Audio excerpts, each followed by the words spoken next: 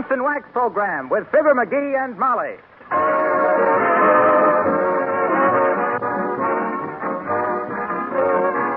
The makers of Johnson's Wax and Johnson's Self-Polishing Glow Coat present Marion and Jim Jordan as Fibber, McGee, and Molly with Donald Novis, Bill Thompson, the Paul Taylor Choristers, and Billy Mills Orchestra. The show opens with Who?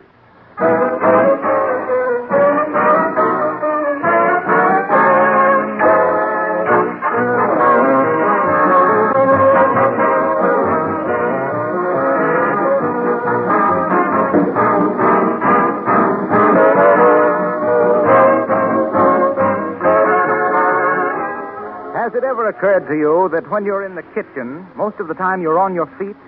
That's one of the reasons why the kitchen floor is often a problem floor. It gets more than average wear. And besides, you just can't help spilling things now and then.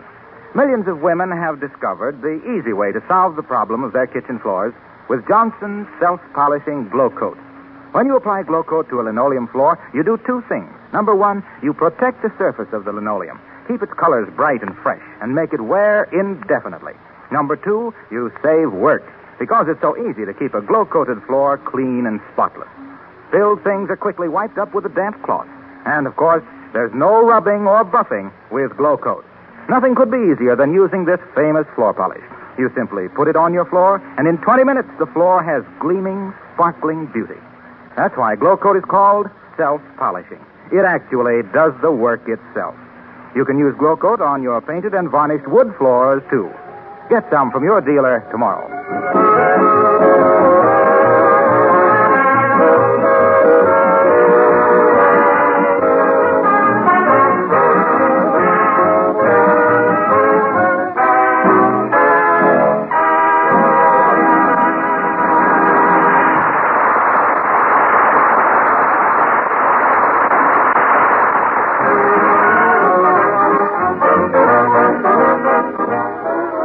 You might know is the week of Wistful Vista's annual auto show. And you might know there are thousands of people attending. And two of them you might know. Fibber, McGee, and Molly.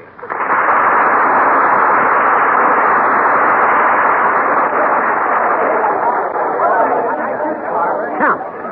Dumbbell. Sap. Who? Us. Why? 55 cents. 55 cents to see a bunch of new cars that next month we could see free at any stoplight. Shucks. Anyway, we don't want a new car, Molly. Well, maybe you don't, but I do, dearie. What for? What have these new cars got that our car hasn't got? It's what these new cars haven't got that appeals to me. What's that there? Running boards. Oh, yeah? Well, personally, I like running boards. Otherwise, when you go camping, where are you going to carry the beer?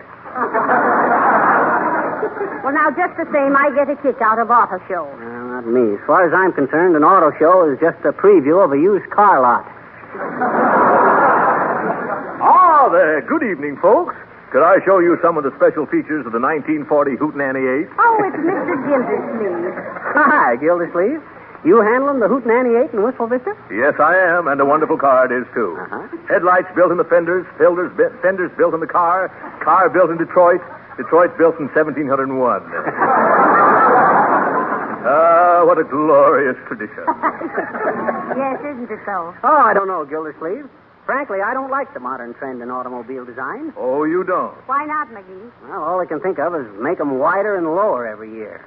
Why, shucks, by 1943, we'll have to drive cars laying on our stomachs like a kid on a sled. Well, you'll have to admit, McGee, we've made some radical changes this year. Such as what, Mr. Gildersleeve? The radio aerial, for one thing. Last year, you'll remember, we had a radio aerial that looked like a buggy whip. Yes? Well, this year, we've installed a buggy whip that looks like a radio aerial.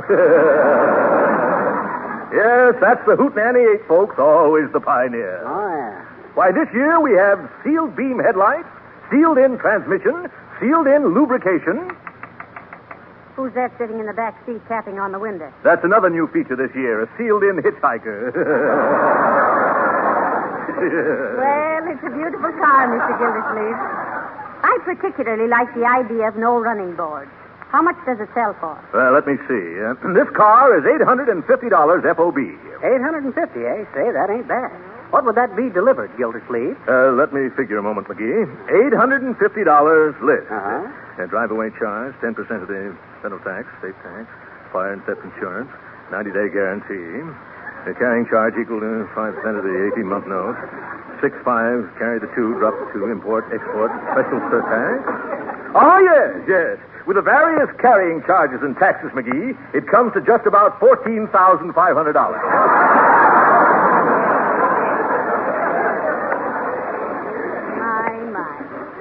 Only $14,500, eh? I suppose that includes a full tank of gas. Oh, yeah. Very good. Or was it? Or was it? Well, as long as we're next-door neighbors, Gildersleeve, I don't know why I shouldn't give you the business. Oh, wonderful. Are you going to buy it, McGee? Well, I'm going to think it over. Certainly. Here, you take some literature and look it over, McGee. Fine. Oh, incidentally, may I call your attention to the streamlining, McGee? This year, we've even eliminated the door handle. Oh, say you have, haven't you? Well. How do you open the doors? Open the doors? Well, you just, for goodness sake, I wonder how you do open the door. Well, excuse me while I call up the sales manager and find out. Come on, Molly. $14,500 is too rich for my blood. I want to go set in a dump truck for a few minutes. Well, now, I think it was mean of you to let Mr. Gildersleeve think you were going to buy it. Huh? I told him as our next-door neighbor he ought to get the business, and that's what I was doing. What? Giving him the business. Well, it's a beautiful car. And look at this color chart. Huh? You can get a Hootenanny 8 in jealous green, burnt toast brown, taxi cab yellow, spank baby red, and parlor pink. Well, you can, eh? Yes. See, when I first started buying cars back about 1909, all you could get them in was black. Yes, that's right. Remember that first car I owned, Molly? Let me see now. Was that the Stoddard Dayton or the Chalmers? That was the Winton. Or was it the Brush? No, I think that was the Stanley Steamer. It was the Stanley Steamer, McGee. Yeah. And what a wonderful car for picnics. Yeah. Remember how we used to cook the sauerkraut and weenies on the radiator? Those were the days. Yeah, I don't know. They weren't so hot. It was kind of tough on the farmers in them days. Why on the farmers? Well, they kept them busy all day pulling automobiles out of mud holes and all night hauling fresh water for the mud holes. Well, hello there, Johnny. Hello, daughter. How do you like the auto show? Oh, it's very interesting, Mr. Oldtimer. The cars are certainly beautiful this year. Hey! They're much better designed, too. Now, take visibility, for instance. Why, you can sit in some of these cars and see 2 years' payments ahead.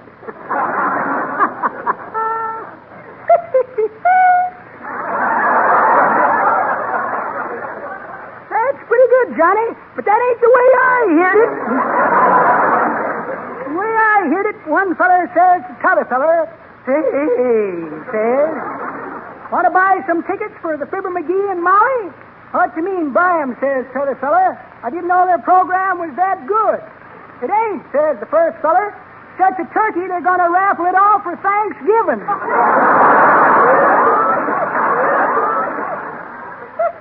Well, so long, kid. I got to see if I can trade in my car for a garbage truck. A garbage truck? Yep. This year I'm going to give them road hogs something to get their teeth into. So long, kid.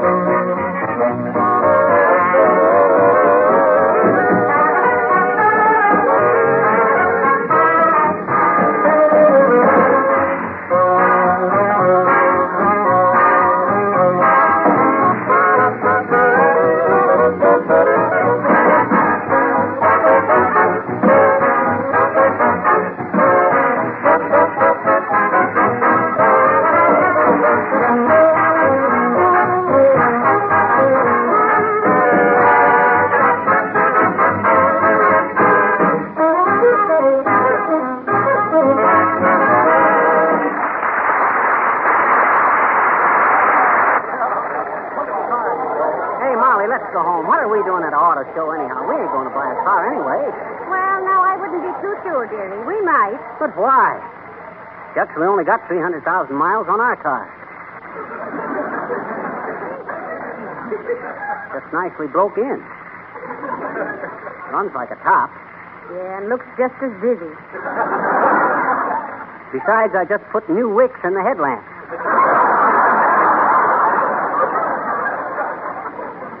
Why, that car has had the most loving care. Why, I've treated it like a baby. I know you have, dearie. Yeah. And it's just crying to be changed.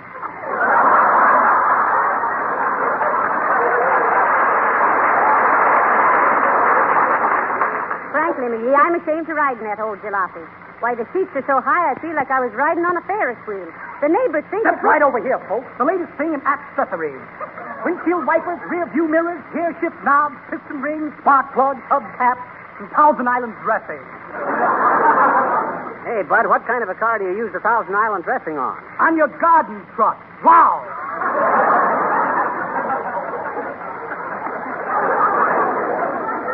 Hey, if he's selling accessories, maybe he'd be interested in my invention, Mom. What invention, dearie? That radiator ornament I designed. Hey, Bud, would you be interested in buying an interest in a new kind of a radiator ornament? What kind of a radiator ornament? Well, it's a little electric pixie sitting on the radiator cap. Oh, what does it do, McGee? Well, when you go to park, there's a little wire in the fender that touches the curb when you get too close, which makes an electrical contact, and the little pixie on the radiator turns around and shakes his head at you. You interested, Bud? No, I'm sorry. Oh. Come on, Molly. Say, have you noticed, dearie, how much roomier this year's cars are? Yeah, I guess they are. Much roomier. Mm-hmm. Now, that car over there will hold 3 people in the front seat very comfortably. That'd be a good car for us. I can just see the 3 of us riding around town, real chummy-like. What do you mean, the 3 of us? Oh, me and you and the man from the finance company. Hey, Molly, here's the refreshment counter. Let's get a soda or something. Okay, dearie. Hey, sis, how about a little service? Oh, certainly. We're having a special tonight. How do you do, Mrs. McGee? And Mr. McGee. Oh, how do you do, Mrs. Uppington? Hi, Uppy. Heavens, dear. What on earth are you doing working at a soda fountain? Oh, my, isn't it silly? Well, you see, the various members of our club take turns working here during the awful show. Oh. All the profits go to charity. We're raising funds to commemorate. Commemorate what, Mrs. Uppington? We haven't decided yet. But we're taking a vote at the next meeting. Now, what could we serve you? Well, I think I'd have a chocolate soda, Mrs. Uppington, with chocolate ice cream. Certainly, my dear. A dark victory. Make it a double feature. And you, Mr. McGee? Oh, give me a ham sandwich and a glass of water, Uppy. Very well. Hollywood cavalcade and the rain came. Well, this is the last place I expected to see you, Mrs. Uppington. Peeling him off the arm in a heartburn hut. Oh, but my dear, it is such fun, really. Did you ever do this, Miss McGee? Do what, Uppy? Did you ever work as a soda squirt?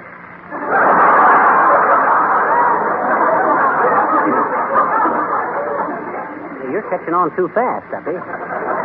Oh, thank you so much, Miss McGee. One must learn the tricks of the trade, you know. Oh, how is your sandwich, Miss McGee? Oh, not bad, but this slice of ham had a picture of John Adams on it and some glue on the back. You could use it for a 2-cent stamp. How much do I owe you, Uppy? 65 cents. Okay. Thank you. And if you're through, Miss McGee, there's a gentleman waiting for your plate. Huh? Oh, excuse me, Bud. Oh, that's all right. Hey, sister, give me a glass of milk and a plate of shrimp. Certainly, sir. Snow White and the Seventh Ward. Well, I'm sorry I'm so busy, Mr. and Miss McGee. Do drop by later. Well, goodbye.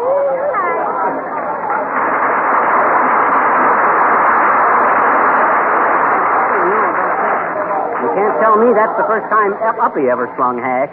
I'll bet it isn't either. No, sir. You know, I always wondered why she had a picture of Fred Harvey on the piano. Well, let's go home, Molly. Oh, not yet, McGee. I want to see the rest of the car. Now, look at that nice little coupe over there. Isn't that sweet? And see? No running board. Oh, gee whiz, Molly. No running. Now, look, Molly, that car of ours is perfectly all right. Get your membership blanks here. Yes, madam, just sign on the bottom line. Certainly, sir. Here's some extra blanks for your friends. Oh, hello there, Fibber. Hello, Molly. Hi, hello. What are the memberships for, Mr. Wilcox? For the Wistful Vista Careful Drivers Club. Here, make out a couple blanks. Okay, Harlow. We'll see. Hey, what is this? We hereby certify that we are regular users of Johnson's Car New. I thought this was a safety club. Well, it is. It's got a taint of commercialism, hasn't it? No taint. No, sir. Here's how it works. Just apply Johnson's Car New over the surface of your car, let it dry to a white powder, and wipe it off with a soft cloth. That's all. It cleans and polishes in one easy operation. Why, do you know if Now, everybody... wait a minute, Harlow. This tie-up with safe driving sounds a little phony to me. What are you talking about? Why, It's a perfectly sensible connection, just as Molly said. Safe driving begins with the care of your car, doesn't it? Well, I said... Yes, it does. So I suppose you'll say, what's the looks of a car got to do with careful driving, good brakes, and good lights, eh? Well, Well, naturally, it's got everything to do with it. Okay, Bud. You're not going to be fussy in one department and slipshod in another, are you? I didn't say I... Why, certainly not. Me too. We don't say Johnson's Car New will take dents out of your fenders, but a guy who takes pride in his car probably takes pride in his driving. Well, it's sure nice to have seen you folks. All right, everybody, get your membership blanks out here.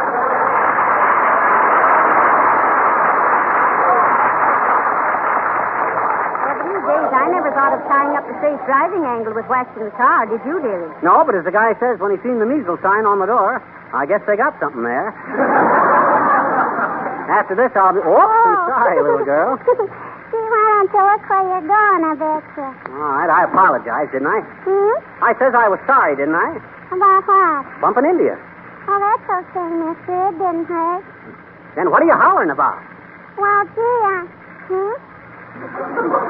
I says, what are you hollering? Oh, forget it, sis. Okay, I'll try.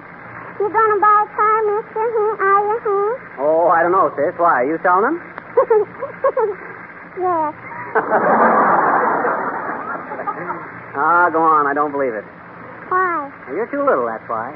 Oh, no, I'm not. Oh, yes, you are. Oh, no, I'm not. Oh, yes, you are. Oh, yes, I guess I am.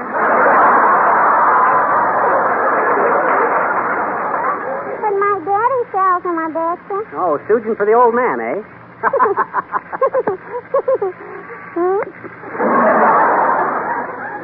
Listen, sis, what kind of cars does your old man, or does your father sell?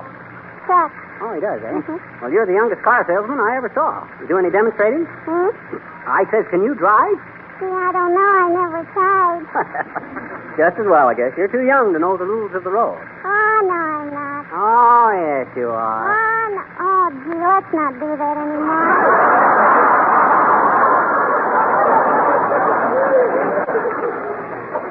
Anyway, I bet you I do know the rules, I bet you. My daddy told me what they were. Well, good for him. Did he tell you all about slowing down for curves, staying on your own side, and giving the proper signals and all stuff like that there? No. Huh? He didn't? Well, what did he tell you? He said, always take your share of the road. What? Drive fast when it rains so you get home quick. Never let the other guy know what you're going to do. Don't be afraid to go through a red light and never give a sucker an even break. What? He did? He surely did. Why, that's a terrible thing to tell you. That guy needs a good balling out, and I'm just the guy to do it. Where is your old man? Why? I want to talk to him. You can't. Nobody can. Why not? He's in the hospital with both legs busted and all his teeth knocked out. Oh, excuse me now, mister. I got my eye on a prospect.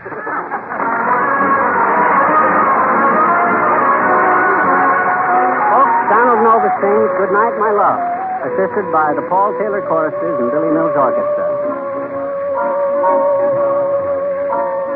Good night, my love. The tired old moon is descending. Good night, my love. My moment with you now is ending.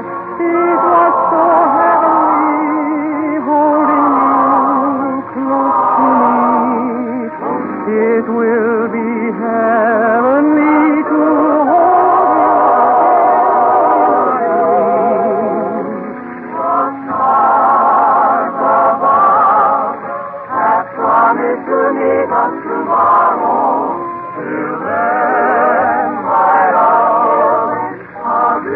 the new world will see.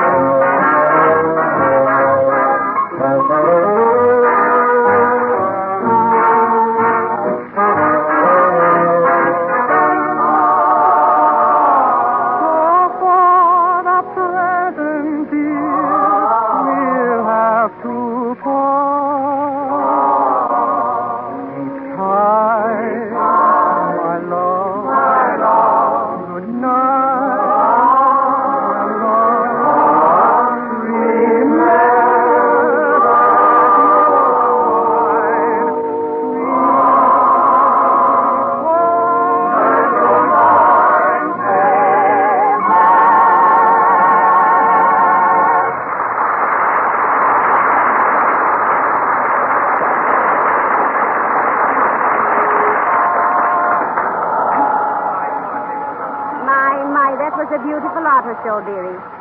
What do you say we walk home, McGee? It's a wonderful night. What do you mean, walk home? Our car's right here in this parking lot. I know, but after seeing all those streamlined automobiles with no running boards and all, I don't think I could stand to ride in it. Oh, no running. That's the trouble with you women, Molly. You're too easily impressed.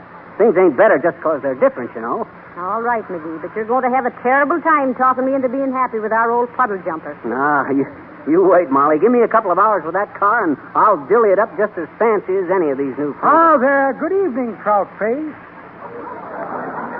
And good evening to you, my dear. Oh, how do you do, Mr. Boomer? Hi, Boomer. What do you want? Saw your car in the parking lot here and thought you might give me a lift home. Why, certainly, Mr. Boomer. Where are you living now? Well, as a matter of fact, my dear, if you have a lap robe, I'm living in the back of your car. Of course, I'll have to make other arrangements first thing in the morning. Now, wait a minute, Boomer. I don't mind giving you a lift, but if you think we're running a rumble seat boarding house, you're... Calm yourself, shortbread. Calm yourself. I'll be glad to explain. You don't have to explain. You got thrown out of your hotel again, didn't you? How dare you? Of course I did. Now, stop arguing, McGee. We can give Mr. Boomer a lift. Thank you, my dear. Thank you.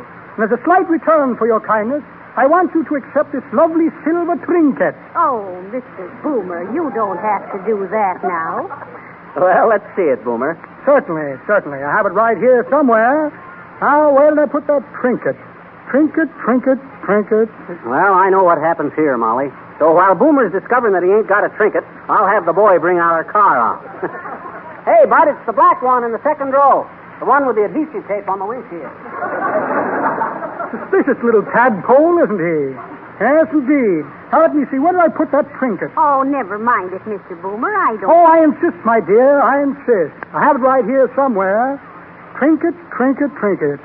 Here's a racing form sent to me by the Bookie of the Month Club.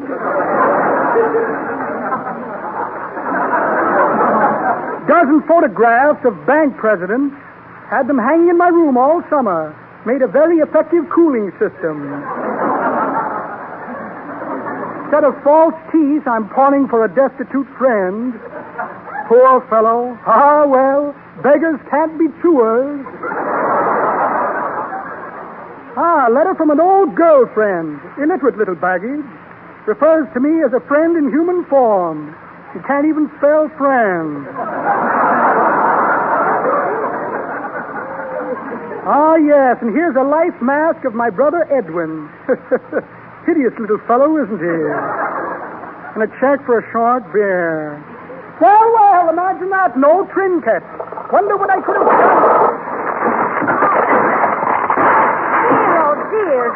Heavenly days. Look what that parking lot attendant did to our cars. Come on, Mr. Boomer. Gee, I'm sorry, Mr. McGee. I thought I had plenty of room to get through here. Why, shucks, Bud, that's all right. In fact, that's wonderful. Here, shake hands. Huh? Here's a quarter for parking the car and $5 for yourself. McGee, what on earth is the matter with you? Huh? Are you paying a man $5 for wrecking your car? You stay out of this, Boomer. Hey, Molly, I told you I'd bring this car up to date. What are you talking about? Why, look, no running board.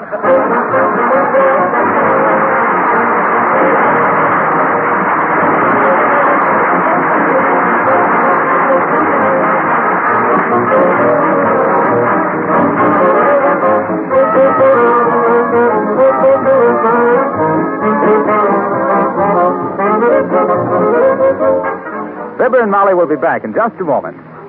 Remember the old proverb, an ounce of prevention is worth a pound of cure? It's a very old proverb, but it's very wise. And it has a direct application at this time of year to your floors.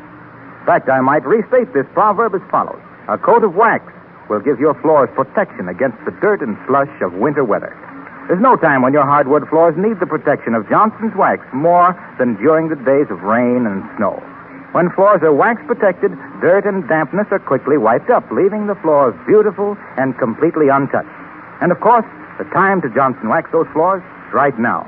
Genuine Johnson's Wax does require polishing, but once on, it lasts a very long time, and it not only saves you work throughout the year, but gives you more beautiful floors than you can obtain in any other way. You may buy Johnson's Wax in either the paste or liquid form. Notice on the package the 100 extra uses for this famous wax polish. It will pay you to try these extra uses for Johnson's Wax in your home.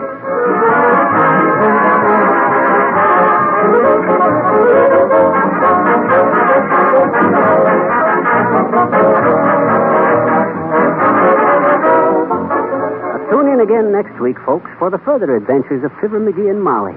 That tender and gripping story of two people who, side by side, are struggling bravely against the forces of social unrest. What is the secret of Horatio K. Boomer's perpetual inventory of nefarious souvenirs? What sinister motives lie beneath the smooth Johnson waxed surface of Harlow Wilcox? What stark tragedy has brought Mrs. Uppington, the blue-blooded soda jerk, to the verge of social ostracism? Is it entirely coincidence that little I Betcha seems to deliberately exasperate our hero? Will the old-timer ever hear a story the same way McGee heard it? Why does Gildersleeve... Ah, but wait. Wouldn't you like to know the answers to these and many other fascinating questions which for 5 years have kept America's radio public looking over its shoulder on dark nights? Wouldn't you, though? And wouldn't we? I'll say so. KBS Good night. 4043.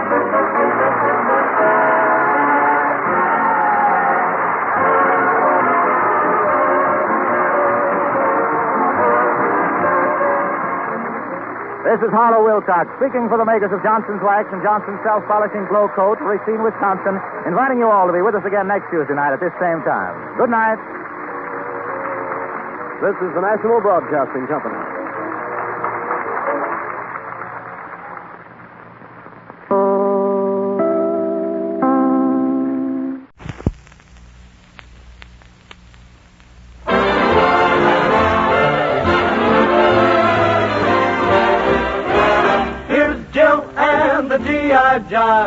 Hi, fellas. This is G.I. Jill with G.I. Jive, walking in on you wherever you are and calling another record session to order.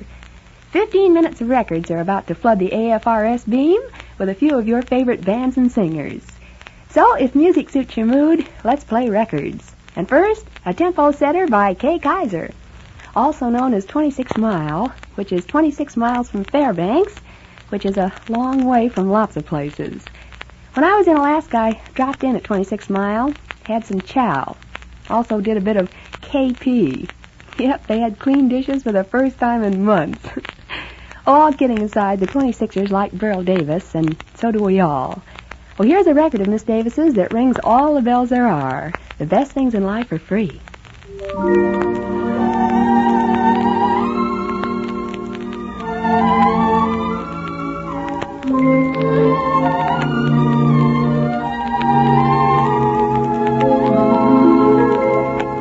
The moon belongs to everyone. The best things in life are free. The stars belong to everyone. They gleam there for you and me. The flowers in spring, the robins that sing, the sunbeams that shine, they're yours, they're mine, and love can come to everyone. The best things in life are free.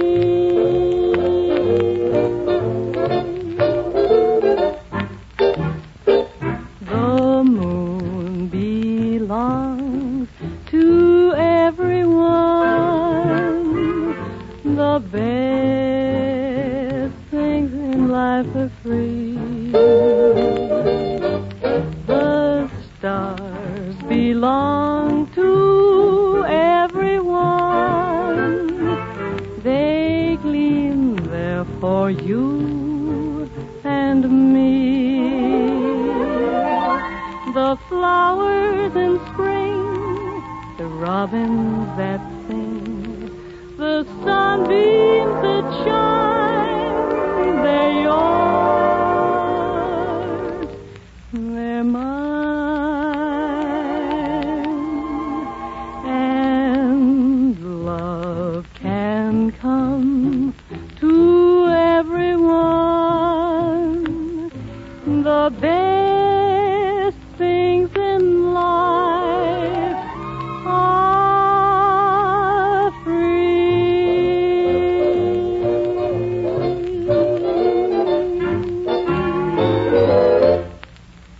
This is Jill, moving from Alaska to Navy 154. And that means a song for all you mates at 154 who go for Johnny Mercer and the Pied Pipers.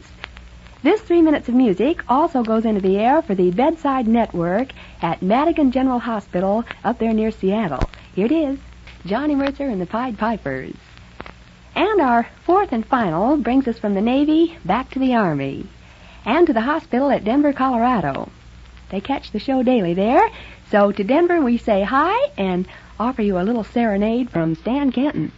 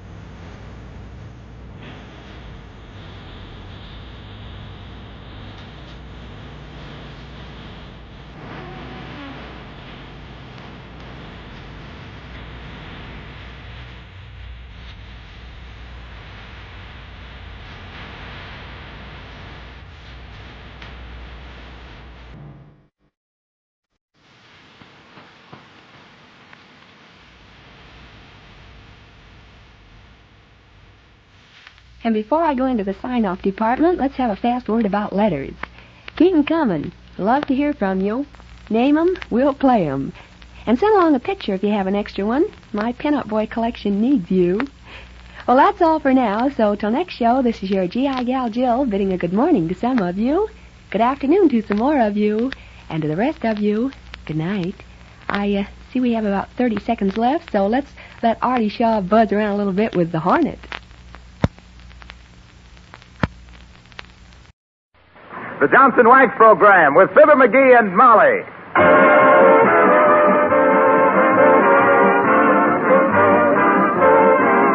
The makers of Johnson's Wax and Johnson's Self-Polishing Glow Coat present Marion and Jim Jordan as Fibber, McGee, and Molly with Donald Novis, Bill Thompson, the Paul Taylor Choristers, and Billy Mills Orchestra. The show opens with Great Day.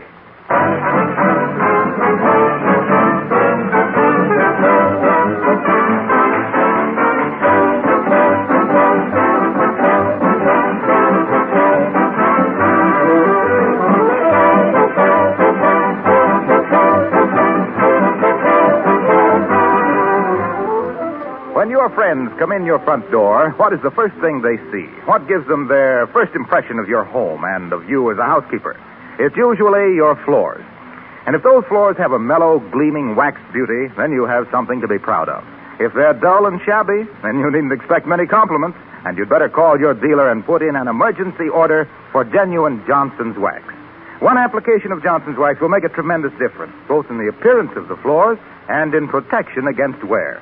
Johnson's wax seals up the pores, guarding the finish against scuffing feet and dirt. A Johnson wax floor is more beautiful with every application of wax. It's easy to clean and never needs scrubbing again. For over 50 years, Johnson's wax has been giving protection and beauty to floors, furniture, and woodwork everywhere. It's sold in practically every country in the world. Order some yourself tomorrow. You'll find more than 100 uses for this labor-saving product listed on the package.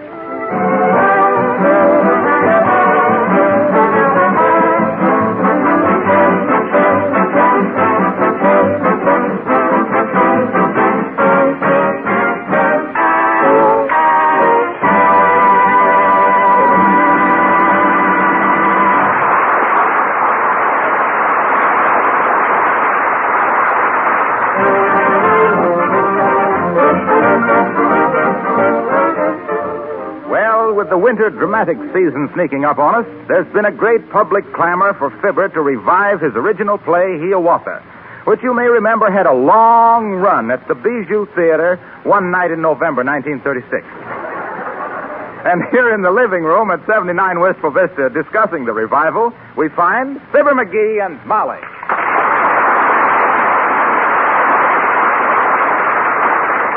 I told you, Molly, that someday they'd want to revive that play of mine. Heavenly days. I don't know how they could revive anything as dead as that.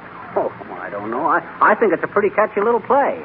Say, how do you think Mr. Boomer would play the part of the Indian chief? Oh, he'll be okay if we have a big audience. Oh, temperamental, huh? Oh, no, but he says he can always play a buck with more confidence when he's got a full house. Well, I'm certainly glad Mr. Gildersleeve's going to be in the play. Oh, me too. He'll be great. Oh, yeah. That guy ain't got any more nerves than a set of false teeth. Don't worry about Gildersleeve. He'll be... Oh, how do you do, Mrs. Uppington? Oh, how do you do, Mrs. McGee? And Mr. McGee? Hi, Uppy. I just thought I'd drop in and discuss this afternoon's rehearsal with you. It went splendidly, didn't it? Oh, I don't know, Uppy. Some of those characters And didn't... you are simply magnificent as a director, Mr. McGee. Oh, well... Now tell me, when did you first become interested in theatrical work? Oh, well, I'll tell you, Uppy. When I was only 7 years old, I went to a corn carnival in Peoria. They was advertising a peep show for 25 cents, and when I went in, all they had was a box of baby chickens. Right then and there, I realized there was dough to be made in the theatrical business. Well, sir, I started... Tell me, Mrs. McGee, at the rehearsal this afternoon, did you notice that perfectly absurd Indian costume Mrs. Gildersleeve was wearing? Oh, wasn't it awful, Mrs. Uppington? Oh, my. And then in 1909, I seen the Dolly Sisters, And did you see Mrs. DePopulis spanking herself with a hairbrush because she'd read somewhere that the Indians tanned their own hides? Oh, now, did you ever hear anything so fantastic? Then in about 1914, I seen Raymond Hitchcock in Hitchy Coo. You know, but the funniest thing to me was when one of the characters came in wearing an Indian headdress with ostrich feathers and moccasins with 4-inch French heels, and it turned out to be you. Wasn't that perfectly ridiculous? Nice, it looked so terrible. Oh, why, you mean me. Well, really, my dear, my costumer assured me And that from there, I went to Hollywood, where I got a job as a director for school kids at a busy intersection. Well, sir, I was... Oh, and did you see Mrs. Toots? Did you see her in that Indian princess costume with the bustle? Yes. Wasn't that a scream, Mrs. Oh, Uppington? it's simply revolting, my dear. I spoke to her about it myself. I said, really, Mrs. Toots, I said, is that a bustle or has your papoose slipped?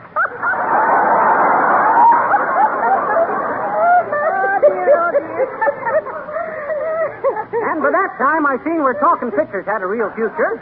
So what does I do? But Oh, good heavens, I didn't realize it was so late. I must be going. Oh, and thank you for that wonderful talk about the theater, Mr. McGee. Huh? Well, goodbye.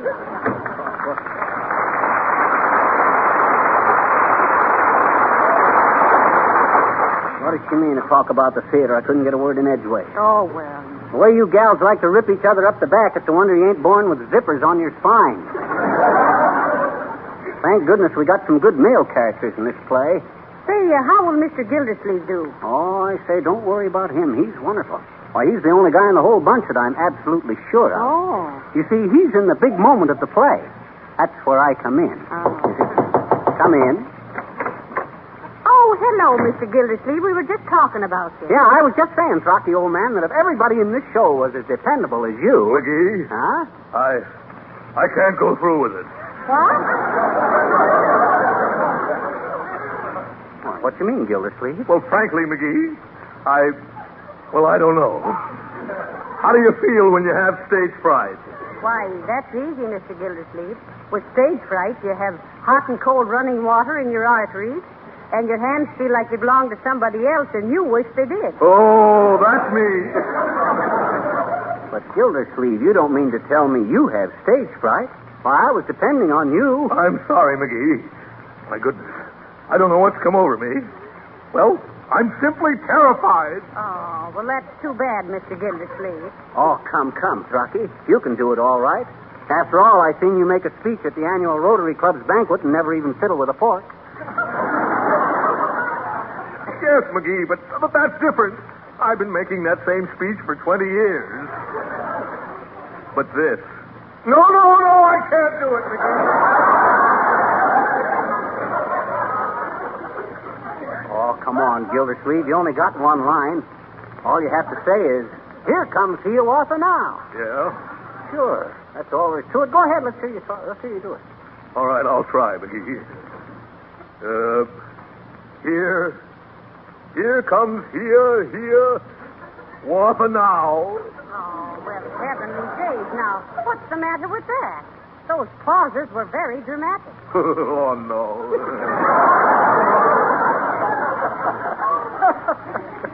Why, shucks, Gildersleeve. You ain't got a thing to worry about. Being nervous makes just for a good performance. Well, I don't know, McGee. And I know what I'm talking about, too. Why, when I was only a kid 3 years old, I started to be interested in theatricals. Why, when I was 4, I built my first theater out of a box that my father brought home from the office. Box Office McGee, I was known as in the day. Box Office McGee, the boy Belasco of Broadway, buying, booking, bartering big batches of backdrop biters, busy as a bee, bringing a big boon in business to bare boxes and balconies, ballyhooing buffoons like Ben Blue, Ben Bernie, and Ben Hur, and bragged about as the Beau Brummel of the Barnstormers, from Boston's burlesque bold and risque to the brassy bands of the Bay of Biscay.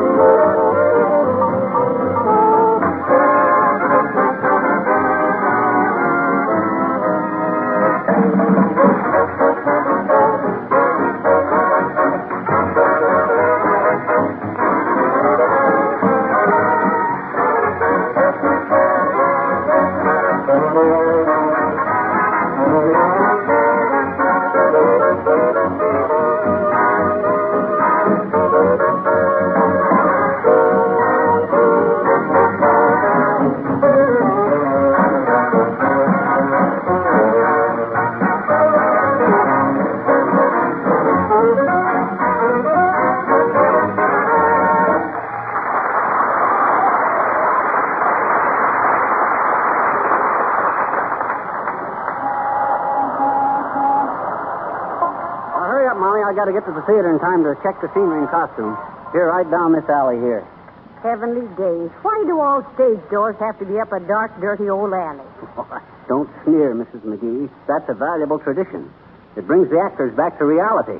What do you mean, reality? Well, for instance, when an actor's playing Henry VIII and takes off his gold sword and diamond-studded helmet and steps out of the theater into an alley full of stray cats and garbage cans, he realizes he ain't a king. He's just a mug with an overdue laundry bill and his name spelled wrong in the reviews. Hey, that ain't a bad idea. Hi, mister. Oh, hello there, little girl. What you doing? I says, what you waiting here for? You got a friend in the show? No. Oh, you ain't, huh? Yes. Oh, you have? No. Huh? Oh, never mind. Okay. Say, mister, what time do they feed the actors?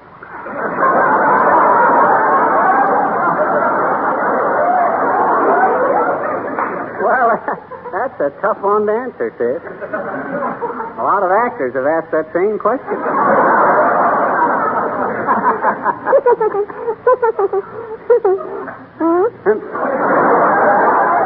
One side, sis. We got to go in the theater. Oh, well, gee, can I please have your autograph? And can I please? And can I? Have my what? Your autograph? Oh, you mean my autograph? Why, sure. There you are. Oh, you just signed your name. Well, what'd you expect? My address, phone number, and blood pressure? Oh, gee, for 2 bits I can send to Hollywood and get a big picture of almost anybody. Signed, to my dear little pal and faithful member of the Hoosiers Fan Club with the affectionate regards of. Oh, you can, huh? Sure. Well, I guess you know your way around all right. Incidentally, you're kind of young to be a stage door Jenny, ain't you? No. Oh, yeah, sure. But that's okay. Why, when I was a young fellow, I used to be one myself. Oh, honest? Why, sure. I was always sporting around with some beautiful actress. Oh, gee. Sarah Bernhardt, I bet you.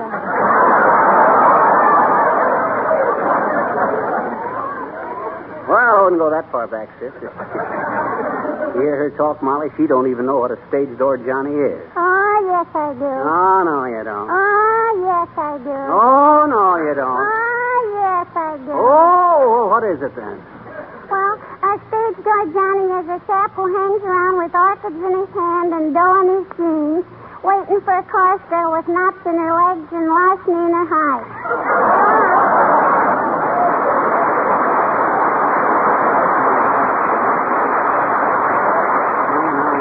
Well, come on, Molly. Let's go in.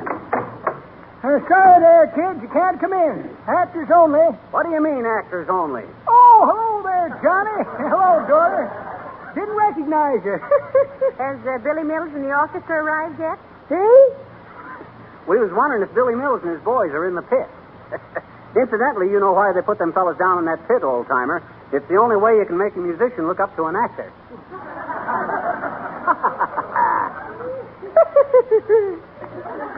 That's pretty good, Johnny. That ain't the way I heard it. The way I heard it, one feller says to t'other feller, say, he says, I just read where there's more horses in this country than there ever was. Think you'll ever replace the automobile? Nope, says t'other feller, not entirely. Anyway, not until they can cover baseballs with the skin of a Buick. Say, you kids better get dressed. Oh, yes. All right, folks, now has everybody got their parts? Are all the costumes okay? Say, Fibber. For goodness sake, Mr. Wilcox, not so loud. They'll hear you out front. Oh, I'm sorry. Well, I'm glad to see you got a good-looking Indian costume, Harlow. Thanks. Say, do you mind if I make a little curtain speech to kind of tie in with the show? Must be a very funny speech, but I'm afraid not, Harlow. If there's any speech making to be done, I'll do it. Why, Mr. Wilcox? What did you want to tell them? And what do you mean tie in with the show? Well, I wanted to to say something about another redskin bites the dust, and then something about dust bites another redskin because he didn't have sense enough to avoid dust and dirt in his wigwam by using Johnson's self-polishing glow coat. You know, the no rubbing, no buffing floor polish that shines as it dries.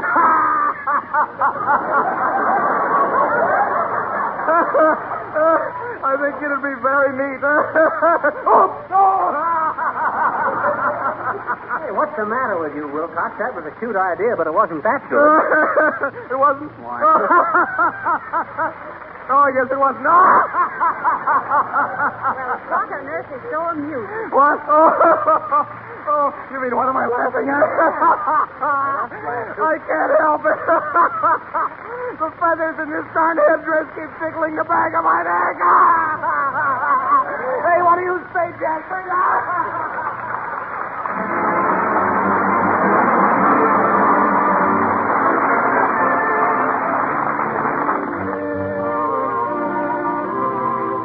The sweetest kiss is one that lingers on. The dearest memory always lingers with us all. Last night I touched your fingertips, and when I kissed your lips, I fell in love last night. Last night I felt your heart beat fast. Swiftly the moments passed. Why couldn't it last last night? Tonight here I am all alone. My lovely dream has flown. Why must I be alone? I miss you last night. Why did we say goodbye? My heart keeps asking why. Why couldn't it last last night? I miss you so tonight. Here I am all alone. My lovely dream has flown. Why must I be alone? I miss you. Last night, why did we say goodbye? Why did we say goodbye? My heart keeps asking why couldn't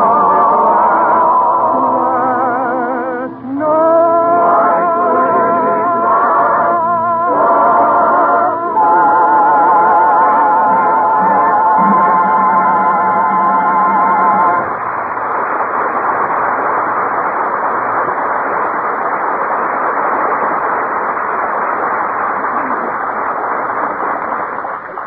Ladies and gentlemen, that beautiful number by Donald Novis and the Paul Taylor choristers denoted the lapse of 2 hours and 2 acts of Hiawatha. So we proceed with the third smashing act of this gripping drama.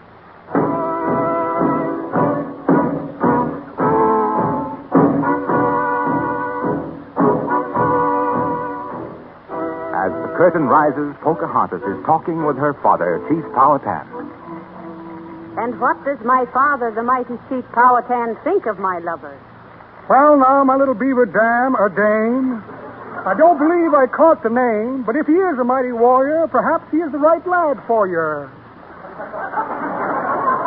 He is Hiawatha, Father, and he is strong. He is brave.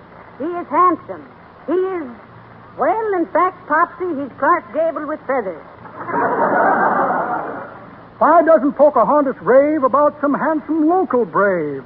I'd like to see you share your tent with someone who's a local gent. Hush, Father. He comes. Hiawatha comes. Here comes Hiawatha. Now?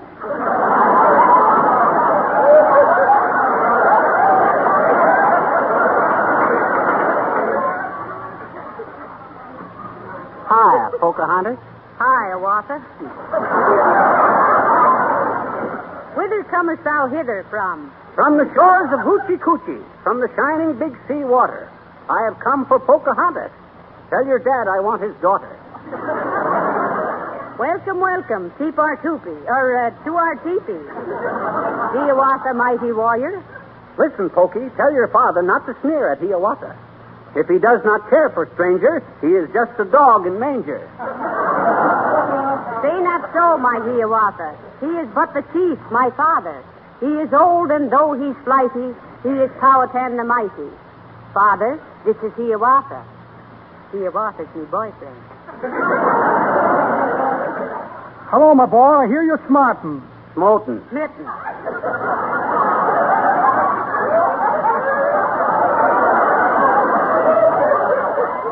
Smote or smarting, smit or smarting, it's the same. There is no difference. Welcome, welcome, Hiawatha. Stick around and meet your in-laws. Incidentally, where you from, kid? I have come from Jamestown thither. They are all in quite a dither. They are planning a Thanksgiving. They should be thankful. They are living. And what of us, my Hiawatha? How does this affect the Redskins? We are all invited hither. They're having turkey, and I love it. It's a break. We must not muff it. I should say so, Hiawatha. I always think that I have got luck when I'm asked to share some potluck. But the sky looks like we'd have wet weather, so I'll go put on my rubber feather.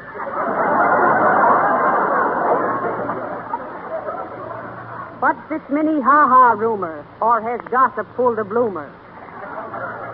She's just an old friend of the family. Just a squaw that men forget. She gave me one ha-ha too many. Too many ha-has she was giving. Ah, then come, my Hiawatha. Let us walk into the forest. That's the thought, my Pocahontas. We will walk by spruce and birch trees, by the whispering pines and hemlock, by the gurgling streams and brooklets. Buy a can of Johnson's Glow Coat. By and large, it is the finest. Oh, you got me. Hiawatha never misses. Come on, Pokey, let's try some kisses. Ah, what is that? I hear a crashing. Hark, if you can stop your mashing. It's probably a bear or plover. Or Henry Wadsworth turning over.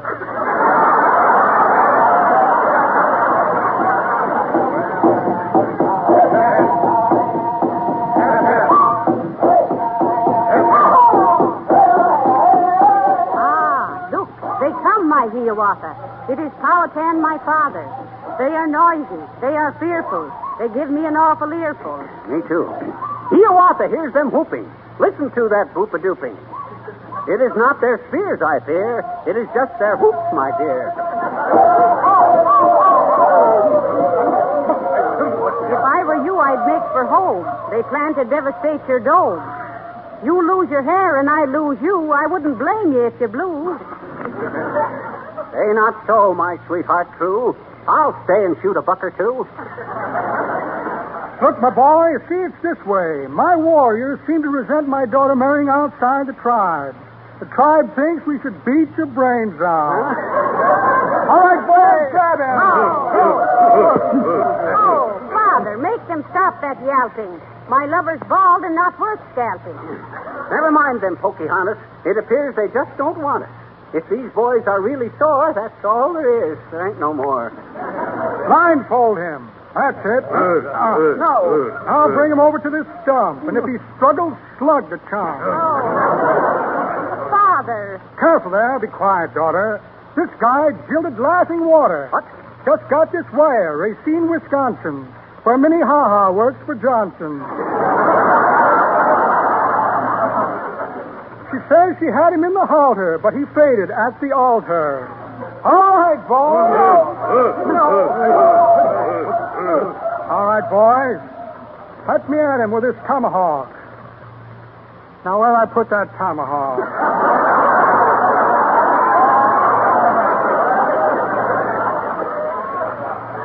Tomahawk. I have it right here someplace. Right. Let's see, here's a postcard from my boot black. Says they sent his father back to the prison farm. Ah, well, nothing like making hay while the sun shines. Credit card on a Chinese flop house. Very luxurious joint, too. Orientals all over the floor. A check for short beer. Well, imagine that. No tomahawk. Guess I'll have to use this war club. Ready, boys?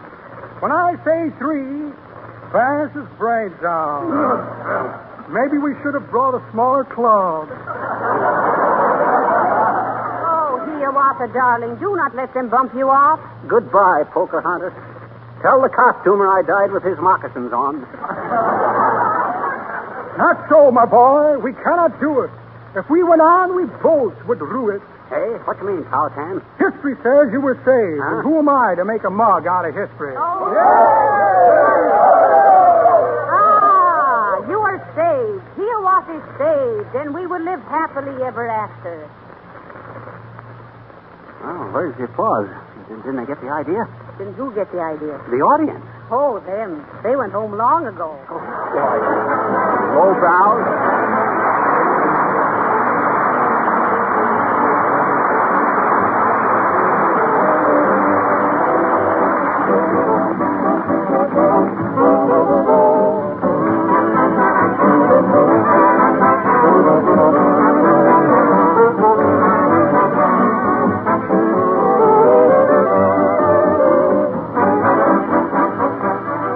Fibber and Molly will be back in just a moment. When you buy linoleum, its colors are bright and fresh. Wouldn't it be nice if you could always keep them that way? Well, you can very easily, simply by buying a can of Johnson's self-polishing Glow Coat. Glow Coat will not only keep the colors bright and new-looking, but it will also make the linoleum last years longer than floor covering that is continually scrubbed with soap and water. Too much scrubbing softens and cracks the surface. Glow Coat protects the surface. And besides this protection, Glow Coat's a wonderful labor saver. In the first place, it requires no rubbing or buffing. It's self-polishing. Just apply and let dry. And in 20 minutes, you have a sparkling, beautiful floor. In the second place, it's easy to keep a glow-coated floor spotless. Spots and stains wipe up quickly with a damp cloth. You can use Glow Coat for your painted and varnished wood floors, too. You'll find it everywhere. The attractive red and yellow can of Glow Coat. Spelled GLO-COAT.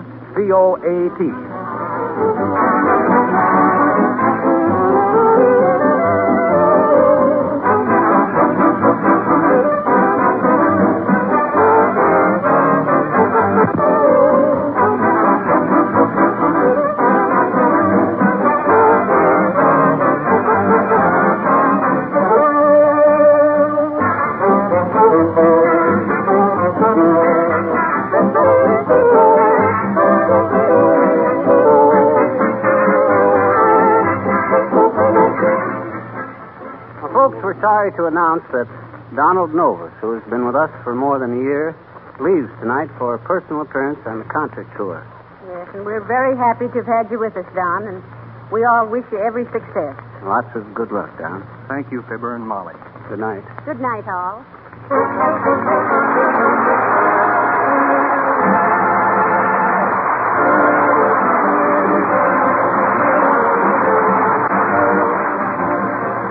This is Harlow Wilcox, speaking for the makers of Johnson's Wax and Johnson's Self-Polishing Glow Coat, Racine, Wisconsin, inviting you all to be with us again next week at this same time. Good night. This is the National Broadcasting Company. The Jell-O program, starring Jack Benny, with Mary Livingston, Phil Harris, Kenny Baker, and yours truly, Don Wilson.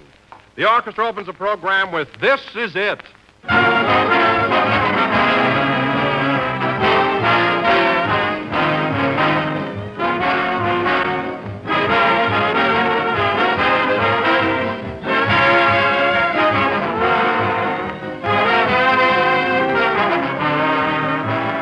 The season opens. Marbles, skipping rope, bicycles, baseball, new hats for wives, and seed catalogs for husbands. There's one word for it, spring. And there's one dessert for it, Jell-O. For Jell-O's bright and glowing colors certainly suit the season. And Jell-O's delicious, extra-rich fruit flavors are refreshing as bright springtime breeze. Serve it any way you like. It's bound to make a hit. A shimmering mold of layered Jell-O, perhaps strawberry, orange, and lime. a frothy bowl full of whipped Jell-O in tempting pastel colors, twinkling little Jell-O cubes, maybe raspberry and lemon. There are lots of ideas to choose from, and Jell-O makes every one a success. For that extra rich fruit flavor tastes as delicious as the real ripe fruit. And that's why Jell-O desserts are so satisfying every time. So look for the big red letters on the box. They spell Jell-O, and Jell-O spells a treat.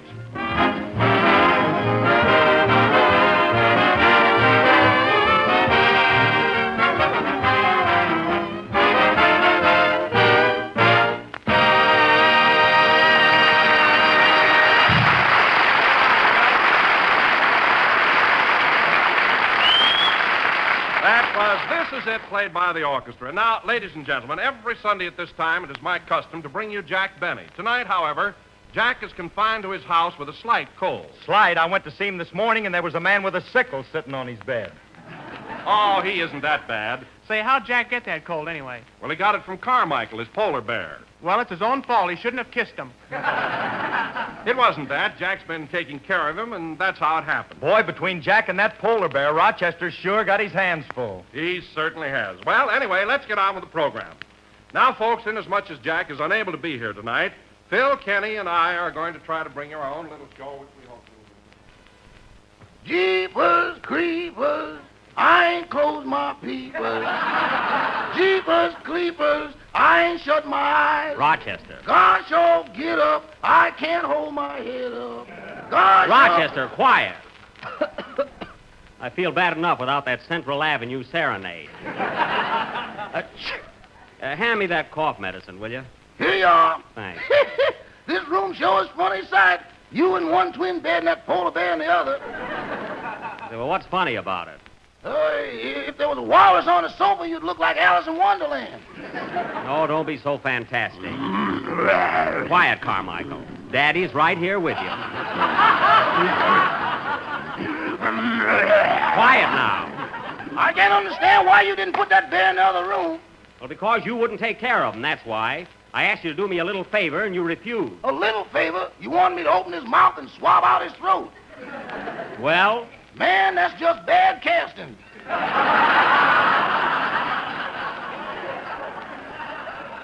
Well, look, Rochester, what are you afraid of? He won't bite your hand. He won't? Of course not. He's tame, isn't he? Well, I'm tame, too, but I get hungry. Why, Rochester... Rochester, you ought to be ashamed of yourself being afraid of Carmichael. You've got a yellow streak clear down your back. Not anymore. He scratched it off. Oh, he did, eh? Boss, one of these days I'm going to give that bear a goldfish with a Mickey fin in it. You'll do nothing of the kind, so don't be so smart. Gesundheit, Carmichael. Where's that nurse I hired, Rochester? She's never around. I saw her down in the kitchen playing fan-tan with the cook. She is? My goodness, she shouldn't play cards with Swing High. He's very lucky. Now, for 3 weeks straight, he's won his salary from me. What a gambler. Well, he might be all right at cards, but he don't know how to handle them Mississippi marbles. Oh, shooting dice, eh? Rochester, have you been taking Swing High's money away from him again? Well, that ain't fried rice I've been toting to the bank.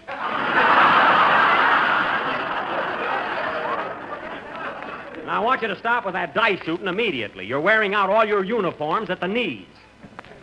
Now, go in the kitchen and get the nurse. Here she is, boss. Oh, yes. It's time for your hot toddy, Mr. Carmichael. My name isn't Carmichael.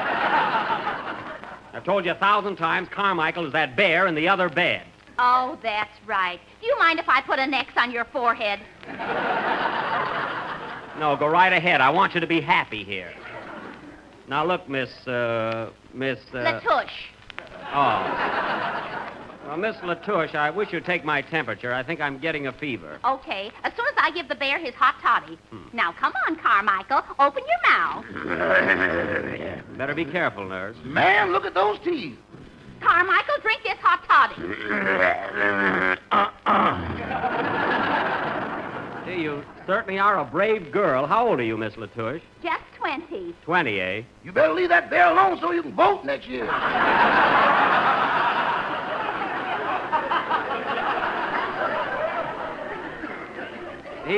He's right, Miss Latouche. You better watch yourself. Oh, he's just bluffing. Now, Carmichael, for the last time, drink this hot toddy.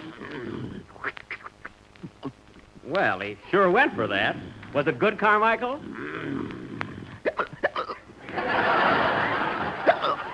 Now, don't show off. It wasn't that strong. I think I'll go down and have one myself. See you later. Now, Rochester, you see how easy it was to handle Carmichael? Weren't you ashamed to let a woman show you up like that? I sure was, boss. You're not afraid of the bear now, are you? Now, tomorrow, and when old rocking chair gets me. Well, you're just big sissy. You're worse than Fred Allen. There he goes again. Every time I mention that fellow's name, Carmichael has a fit. Yeah, why is that? Well, you see, Allen is part Eskimo, and they're natural-born enemies. Now, look, Rochester, you better call the doctor and tell him to come over here right away. I keep getting chills all the time. And answer the door. Okay, boss. Well, what do you say, Carmichael? How about another game of checkers? You're one up on me, you know. Well, if you don't like it, we'll play later. And don't eat all the bananas. They were sent to us jointly. Come on now, Carmichael. Give Daddy a banana. Come on now. Give me one, I say. Oh, hello, Mary. Hello, Jack. What's the matter? Oh, Carmichael's got all the bananas, and he won't give me one. Carmichael, give me one of those. Ouch. Well, you got it. Yes, he would have to hit me with the ripest one. Oh, well, he was just playing. How do you feel, Jack? Any better? Oh, I feel awful, Mary. I ache all over. One second I'm hot, and the next second I'm cold. Then I turn hot, then I turn cold. Oh, stop. You sound like a shower bath in a cheap hotel. Well, there's nothing to kid about. And those pills you left here yesterday. What pills? Those pink ones you left on the dresser. I took all 6 of them, and they didn't do me a bit of good. What are you laughing at? Those were buttons for my new dress. Buttons? Why, you had them in a bottle, and the label said aspirin. That's my dressmaker, Madam Aspirin. Oh. But you just planned the whole thing. I know you.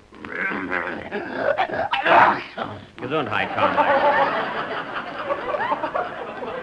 Gee, that bear is so sick. That reminds me, Jack, I don't think Rochester likes the polar bear very much. Oh, he talks a lot, but in his heart, he's very fond of that animal. Oh, yeah? Well, I was in the library a few minutes ago, and you know that space in the wall between the moose's head and the stuffed owl? Yes? Well, Rochester's got a big sign there, reserved for Carmichael.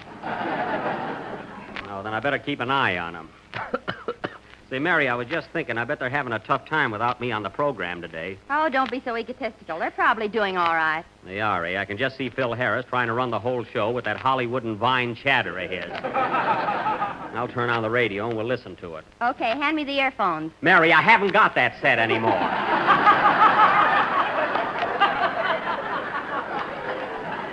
I got a new one. Turn that switch there, KFI. Orange, lemon, and lime. So look for the big red letters on the box. Oh, darn it. We missed Don's commercial. I'll gladly repeat it.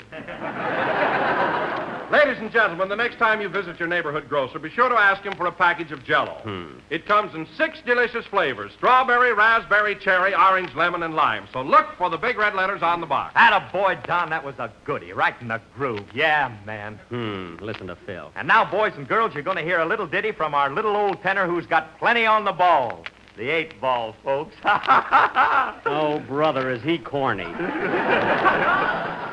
Quiet, I want to listen. Well, what's your song going to be, Kenny? I'm going to sing a beautiful number entitled A Little Bit of Heaven. That's swell, Kenny. Rip into it. Swing it, boys, and don't spare the drums. Yeah, man. Yeah, man. Yeah, man. Yeah, man. He makes me sick.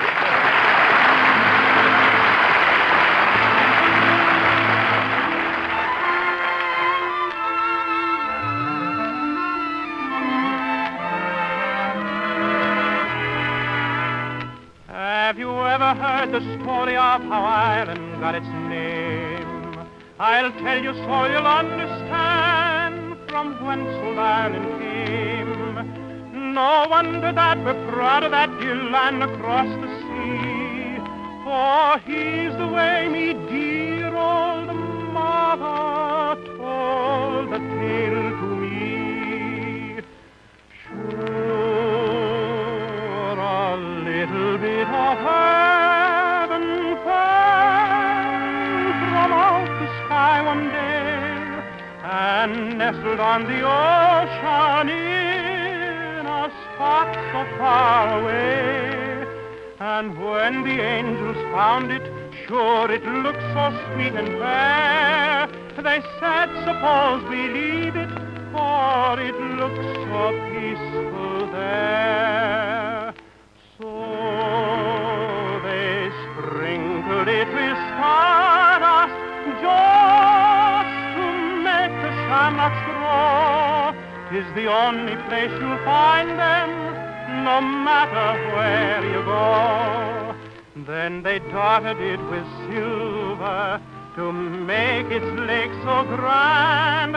And when they had it finished, sure they called it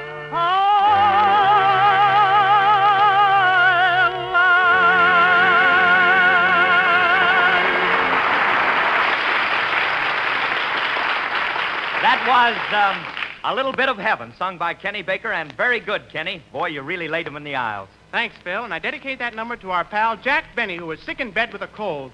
Oh, isn't he a sweet boy, Mary? Why, he didn't even send you flowers. That's right, the little brat. Say, Phil, did you tune in last Wednesday night and listen to Fred Allen? Yes, I did, Kenny. Oh, boy, I thought I'd die when Allen said that... Darn it, I wanted to hear that. Who turned off the radio? Carmichael. Oh, yes, he just hates Allen. Say, Mary, did you hear him last Wednesday night? I sure did, and he certainly exposed you, you big faker. Faker? What are you talking about? Well, Allen had the real Jack Benny on his program, and they proved you were an imposter. Imposter? Yes, you can't get away with it forever, Maxwell Stroud. Maxwell Stroud? Let me get this straight. Did he say that my right name was Maxwell Stroud and the fella on the program was the real Jack Benny? Absolutely. He said that when you were both babies, they got you mixed up in the hospital. Well, now, that's just a big lie because I wasn't born in a hospital. I was born in a taxi cab. And I better say it was a yellow one, or Allen will say it next Wednesday and get a big laugh.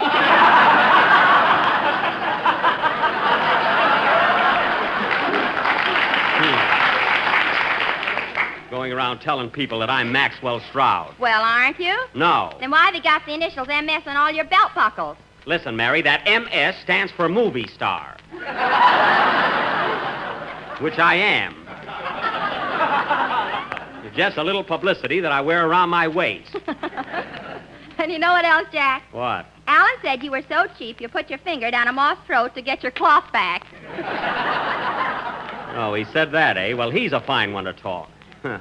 Any man that'll open a can of sardines, eat the fish, use the can for a cigarette case, and then have the key made into a button hook,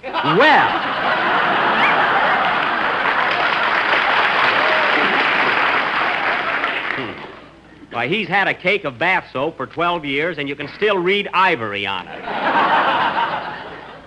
Anyway, when I get back on the air next week, I'm going to settle that Maxwell Stroud stuff. Oh, nurse! Nurse! I'm coming. Will you please bring me a glass of water? My throat's awfully dry. Okay. Oh, by the way, Mary, this is my nurse, Miss Latouche. Well, Minnie, of all people. Hello, Mary. Oh, do you two know each other? Sure. Gee, Minnie, I haven't seen you since we used to go dancing at the Palomar together. Yeah, them were the days. Say, Mary, do you remember Joe Finkelhoff and Pete McGuire? Oh, yes. Are you still going around with Pete? Yeah, but I'm married to Joe. Now, that's very interesting, nurse. Now, how about my glass of water? Right away. Say, Mary, what are you doing these days? Are you still with the May Company?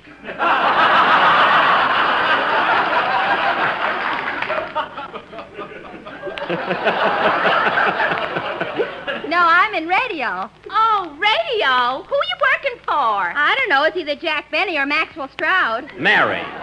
Hey, nurse, what about my glass of water? Say, Minnie, remember the time we went to the masquerade and we dressed up like hula dancers? I'll say. And someone dropped a piece of ice down my back and I won first prize. Listen, nurse, I'm going to get a glass of water if I have to tap my knee.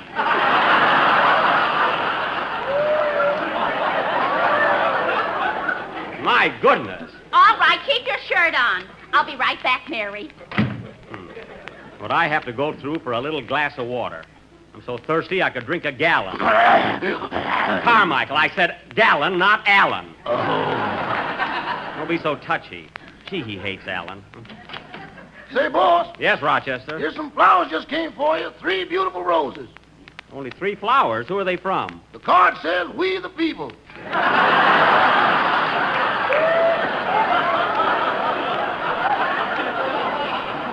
Oh, my public. Incidentally, Rochester, while I've been in bed here with nothing to do, I've gone over our monthly accounts, and there are a few items I don't understand. Is that so? Yes. I'd like to know where all that money's been going to. I'll be back in a minute, boss. There's somebody at the door. There's nobody at the door. Now, come here. Excuse us a minute, Mary. Go right ahead. Don't mind me.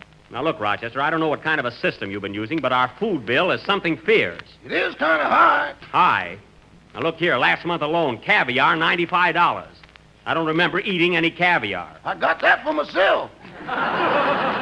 Oh, you did? Now, look, Rochester, I like caviar, too, but I can do without it. I know, boss, but with me, it's a magnificent obsession. I don't care if it's from the picture of the same name. You gotta cut it out.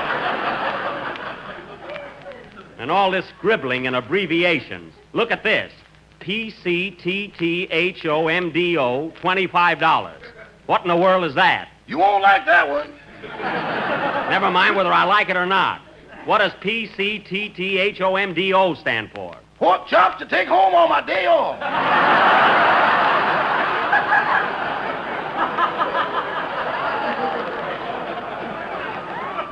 Isn't that awful? Now, Rochester, from now on, I want you to stop carrying food home. Can I mail it? No! I'll take charge of the books after this. Now, call the doctor again and tell him to hurry over. I don't feel so good. Okay, boss. I'm sure gonna miss that caviar. Caviar yet. What a guy. Why don't you fire him, Jack? I can't. He's got some letters I wrote to Garbo, and he won't give them back. Say, Mary, tune in on our program and see how the Jolly Boys from Encino are doing. Okay. All right, Phil, I give up. Why is a kiss over the telephone like a straw hat? Because it's not felt.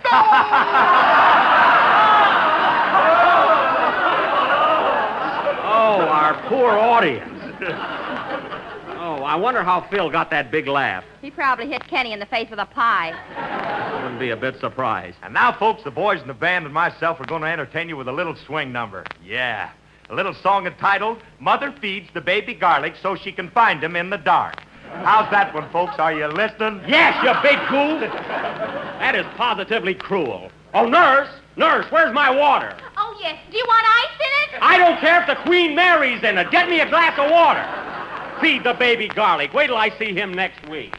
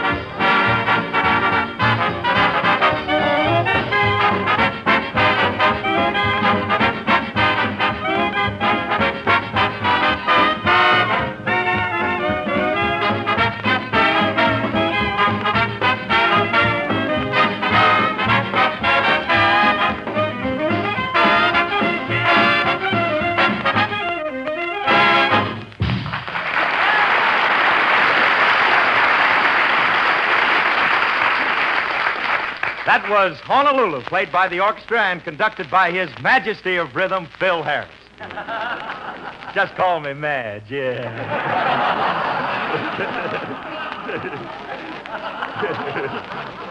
Well, he's off again. I wonder who writes Phil's stuff anyway. Oh, some waiter at the Wilshire Bowl. That's quite possible. And now, ladies and gentlemen, for our feature attraction tonight, the Harris High Class Art Players will present an original Western melodrama entitled Buck Harris Rides Again. Original? Did you hear that, Mary? Buck Harris rides again. Why, he stole that from me. Go on, I bet he never even thought of Buck Benny. What good gravy, girl. Come to your senses. Please, Jack, I want to listen. Now, before we go into this play, folks, I'd like to announce that any resemblance to persons living, dead, or laid up with a cold is purely coincidental. Coincidental, my eye. Oh, shut up. Now, in this little Western drama, I will play the part of Buck Harris, the hero. Some hero. And as we are short of girls tonight, Kenny Baker will be my sweetheart, Daisy Carson. Gee, my corset's killing me. Imagine Kenny playing a girl's part. Now, as the scene opens, we find Sheriff Buck Harris on the trail of Cactus Face Elmer. Turn the radio off. Turn it off. I can't stand it anymore. Oh, all right. Boy, if I had my strength, I'd go down to the studio and put an end to this outrage. Say, boss, the doctor's here. You want to see him? No, Rochester. I'm lying here in bed because I can't find my pants. You're pressing them under the mattress. Never mind that. Now, show the doctor in. Okay, here he is. Oh. How do you do, doctor? Well, young man, you need a shave. That's the bear. This is me over here.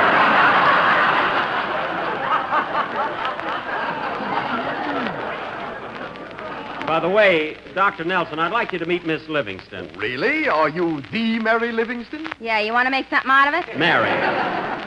Well, Doc, now that you're here, I wish you'd look me over. I feel much weaker today. All right, just open your pajama coat and I'll take a look at your chest. Okay.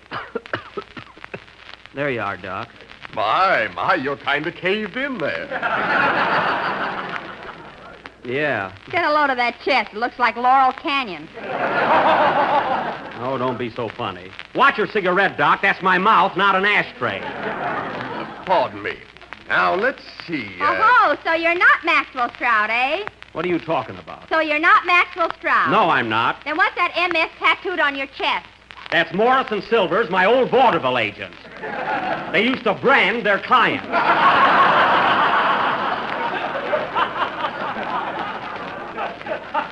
Now, button me up, Doc. I've got a chill. Not yet. I've got to tap your chest first. Say, it's a pretty big mallet you've got there, isn't it? Yes, I play polo after work. Go ahead, Doc. Now, hold still. Ooh. Hey, what's that? It's a bullet I got in the war. There's a lot more in his back.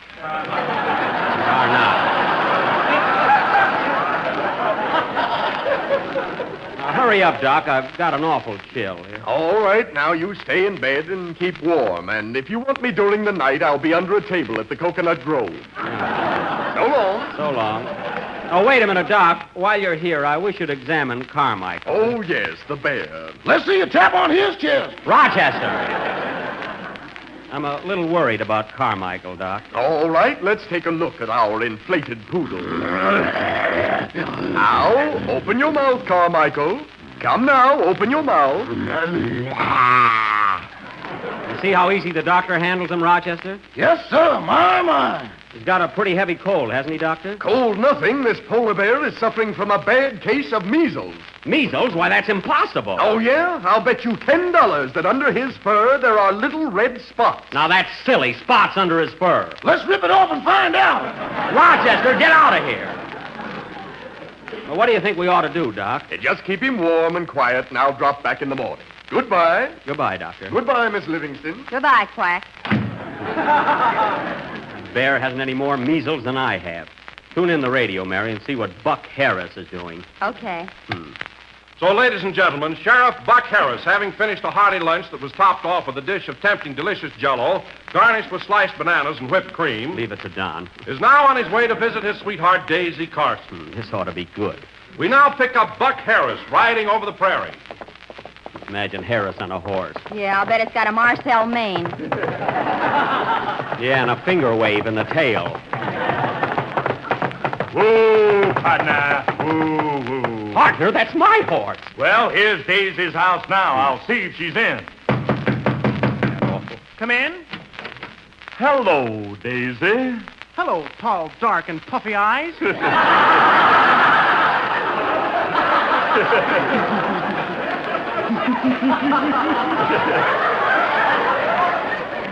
Well, gal, them ain't exactly tea bags you're peeking over. Did you hear that, Mary? They're doing the same kind of jokes we did. Come on, Daisy. How about a little kiss? No, 1,000 times no. Come on, Daisy. Why won't you kiss me? My girl will get jealous. Mary, turn that radio off. That's the silliest thing I've ever heard. What's the matter with you anyway? What's the matter with me? They're ruining my program. That's what they're doing. I'm going right over to NBC studio and put a stop to this whole thing. You can't go out of the house, Jack. I can, too. My cold isn't so bad. It's not that. Take a look at your face in this mirror. My face? Here, look at those spots breaking out. What? Oh, for heaven's sake, I've got the measles. Darn you, Carmichael. Rochester, call the doctor back. Okay, boss, and if I get any mail in the next 2 weeks, hold it. Rochester, come back here.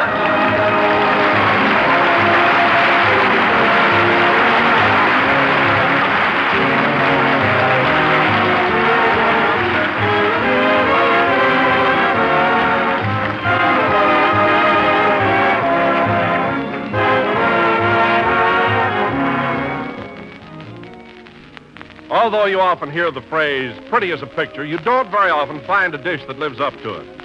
But Jell-O really does, with its 6 rich, glowing colors. And tonight we have a new Jell-O dessert for you, one of the prettiest yet. Jell-O Banana Foam, a new idea. Fruit-rich, shimmering strawberry Jell-O with a swell new kind of meringue topping. It's easy to make, and here's how. Dissolve 1 package of strawberry Jell-O in 1 pint of hot water and mold in individual sherbet glasses. Then for your topping, take 1 crushed banana, 2 teaspoons of sugar, and 1 stiffly beaten egg white. Blend them together. Fill this rich, foamy topping on the strawberry Jell-O just before serving, and believe me, you have a picture. Rich red strawberry Jell-O, creamy white banana topping. It's grand. Just be sure to use genuine Jell-O for your Jell-O Banana Foam, for Jell-O brings you that delicious extra rich fruit flavor. So get some strawberry Jell-O tomorrow and try this new dessert.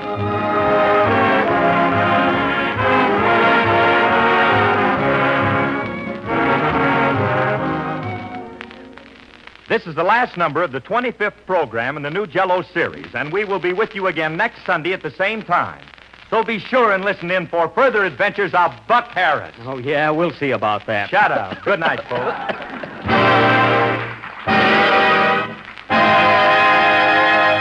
J-E-L-L-O. Kenny Baker appears on the Jell-O program through courtesy of Mervyn LeRoy Productions. Heard on the program were This Is It from Stars in Your Eyes and Honolulu from the film of the same name. This is the National Broadcasting Company.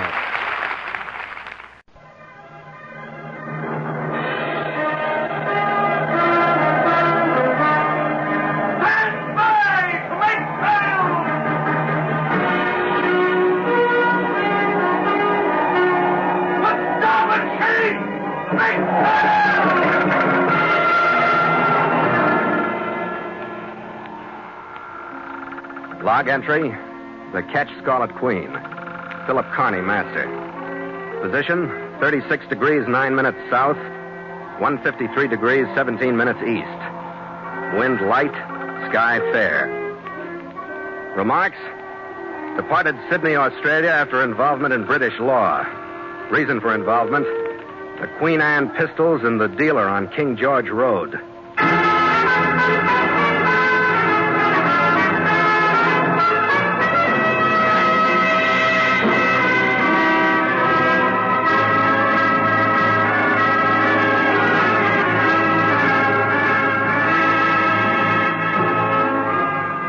We spent 3 days in the bustling harbor of Melbourne on our run up the eastern Australian coast to Sydney. We put a general cargo into our holds, and by sunset of the 3rd day, we were ready to cast off and clear port on the ebbing tide. Stand by to cast off! Come on, let's get out there where we Chief Mate Gallagher bawled the crew out of their quarters and with the horses. I started the motor and turned back to give the go-ahead to two crewmen standing ready to heave the gangway aboard. Hey, Captain! There's a late visitor want to come aboard! An undernourished-looking character in well-worn tweed stood on the dock near the gangway. He was waving a paper-wrapped box in my direction. Hey, Captain, call me over. I've got a package I'd like to take you to Sydney with you. If you paid well. All right, bring it aboard. Thanks, Captain. I'm Leonard Bonney, Captain. I learned in the shipping office in the nick of time as how you was journeying to Sydney. Oh, did you clear the package through the office? Oh, yes, here's the papers. Uh-huh. I'd express it, you know, but they handle things so badly, and I'd like to have it delivered personally. To who? An antique gun shop at 272 King George Road, Sydney. Bloke's a fat gent named Arthur Worthing. He'll pay you handsome. That's fair enough. What is it? Yeah, just a small box, Captain. But have a care.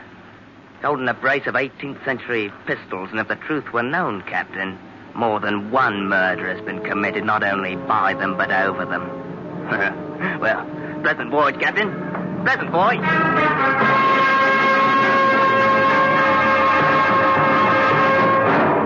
So Mutual continues The Voyage of the Scarlet Queen, written by Gil Dowd and Bob Tallman, and starring Elliot Lewis.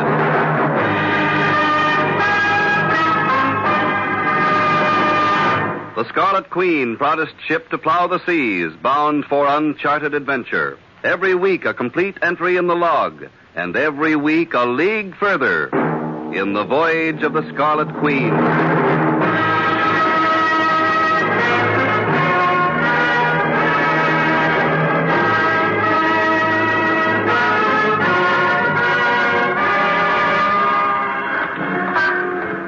The address in Sydney that Leonard Bonney had given me was easy to find. But except for a sign and a few dusty weapons in the window, the establishment behind it looked more like an office for rent than a gun shop. Well, good day, sir. Hello, you Arthur Worthing? Yes. I'm Philip Carney, master of the Ketch Scarlet Queen. Uh-huh. Mr. Bonney telegraphed me to expect you. The package, sir. Yeah, here it is. Are you a fancier of arms, sir? No, nothing antique. Yes, sir. Two masterpieces from the shop of James Freeman, Norwich, circa 1705, sir. Perfect examples of the early gunsmith's art, sir. The box he opened was leather-bound and satin-lined. Fabulous item, sir. The two pistols that nestled in it were graceful flintlocks with 10-inch forged barrels, upon which were engraved a coronet and a name so faint that I couldn't make it out. These pistols, Captain, were fashioned during Queen Anne's reign. Yeah, well, I'm glad I was able to get them to you. Yes. Tell me, what do you think of the price of them? 20,000 pounds. Oh, as long as I'm not buying them, it's all right with me. Indeed, sir. A shrewd return. Now, your payment. Considering the outlay of personal time and interest, shall we say the equivalent of $100, sir? No, that's more than enough, Worthing. Indeed, but there's a purpose behind my generosity. Oh? You're perhaps not familiar with the plots and counterplots of those who haggle over objects of extreme value. Secrecy is a most valuable adjunct. Do you follow? Yeah, I think so. That's why the pistols were shipped with me. Exactly.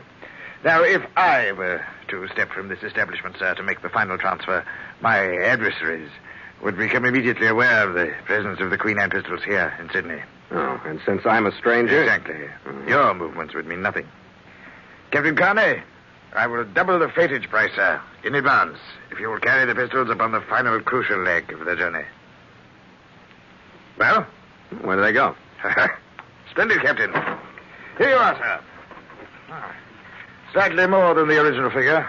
Yeah. It's about 2 pounds over. You want change? Bosh, sir. Hack fare and perhaps a splash on the way. Here's the address, Victoria Drive. Large residence, a bit too ornate for my taste.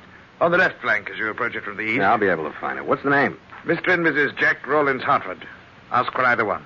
But give the pistols to nobody else. Yeah, and the money for them, that 20,000 pounds? Sir. The collection of that is up to me. Tell them that either Mr. Bonney or myself will contact them at the earliest opportunity. Agreed? That's fair enough. Oh, and one thing more, Captain. Yeah. You will be followed and watched, sir, until the delivery has been completed.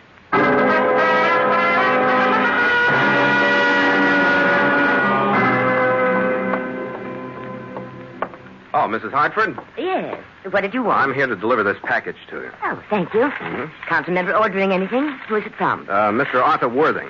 Arthur Worthing. I don't know any... Oh, no. What's the matter? No, you couldn't. What's the matter, Mrs. Hartford? Aren't they the right one? Estelle, what's the trouble? Who's this man? What is he? Good Lord, no. Where did they come from? I brought them. Estelle, go up to your room. No, Jack, I want to know. What does it mean, Jack? What does it mean? Quiet, Estelle. Go up to your room. But, Jack, it's important that I know what all this means. You've got to tell me. Now, sir, what do you want? I don't want anything. I was paid to bring these pistols up from Melbourne. I got them from a man named Bonney. Leonard Bonney. He's here in Australia. That's right. I delivered them to a man named Arthur Worthing down on King George Road. Then he hired me to bring them out here to you. Who is Arthur Worthing? I don't know. I took it that he knew you. That you wanted to buy these pistols. That's what he said. And what is the sales price? It's 20,000 pounds, and they'll contract... 20,000? That's impossible. Bonney's insane. Oh, wait a minute, Hartford. What's the 45 for? Go back to Bonney and your Arthur Worthing. Tell them the price is too high for either of us. Tell them I'm reporting your visit to the police. Now get out. That's a good idea, Hartford, but after 5 minutes in this house, I don't need an automatic to make me want to leave. I didn't bother with the leather-bound box, but I scooped up the Queen Anne pistols, shoved them into my belt, and took the shortest route back to Arthur Worthing's gun shop on King George Road. I should have saved myself the anger I'd built up on the way. The place was not only locked, it was empty.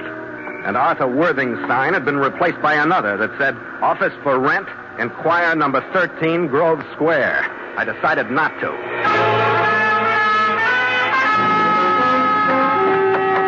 Instead, I went back to the Queen and tossed the pistols into my desk drawer. Gallagher! Hey, Red! Captain Carney, the ship and the rest of the crew's gone ashore. Oh, okay, Kohler. I hope they have better luck than I did. No good, sir? Rotten. Everybody's nuts in this port. Now, you're lucky to be aboard. Yeah, I may have a visitor or two. Give me a hail before you let him on, huh? Okay, sir. I looked the pistols over, but I couldn't find anything that would make them worth either 20,000 pounds or the trouble of a mysterious disappearance. They were just what they looked like, a pair of old pistols. Under a strong light, I did make out the engraved name that I hadn't been able to read when Worthing showed them to me. It was Hartford, as in Mr. and Mrs. Jack Rawlins Hartford.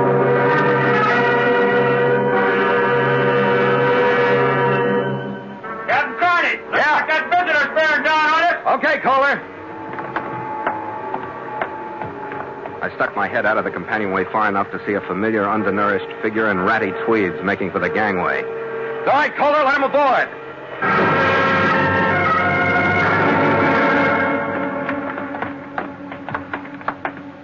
Well, Mr. Bonney, come on in. What I had in mind, Captain, I want to talk to you. You got that wrong. I want to talk to you. Come Hey, in. now, what's all this? I looked at too many guns today to let you keep one that I don't see. You let go of me.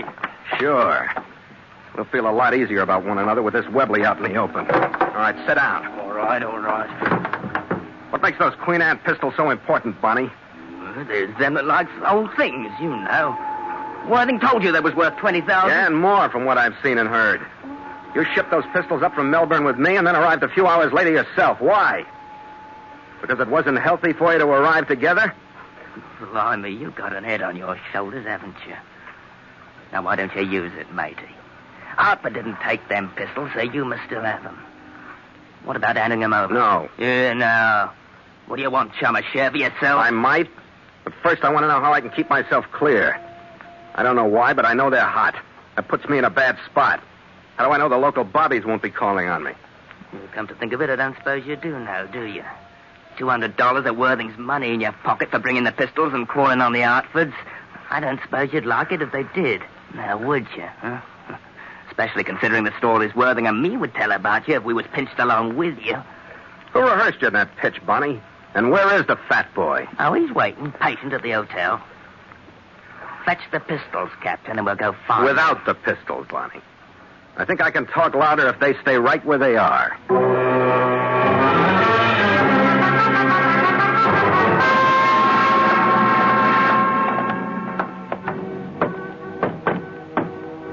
Who is it? It's Bonnie. I brought the captain. Well, Capital Bonney. So, we meet again, Captain Carr. Yeah, we meet again. Come in quickly. Yes. Now the pistols, sir. Give them to me. I didn't bring them. What's that? Well, in heaven's name, why not? What do you hope to gain by working at cross purposes? I don't want to gain anything. I just want to break even. I want to stay clear of the law so my sailing won't be delayed. If I can do that by keeping those pistols out of sight, they stay where they are until I leave. Then I drop them over the side. All right, sir. I may as well tell you. The pistols are of no consequence whatsoever. Half a mo now, Worthing.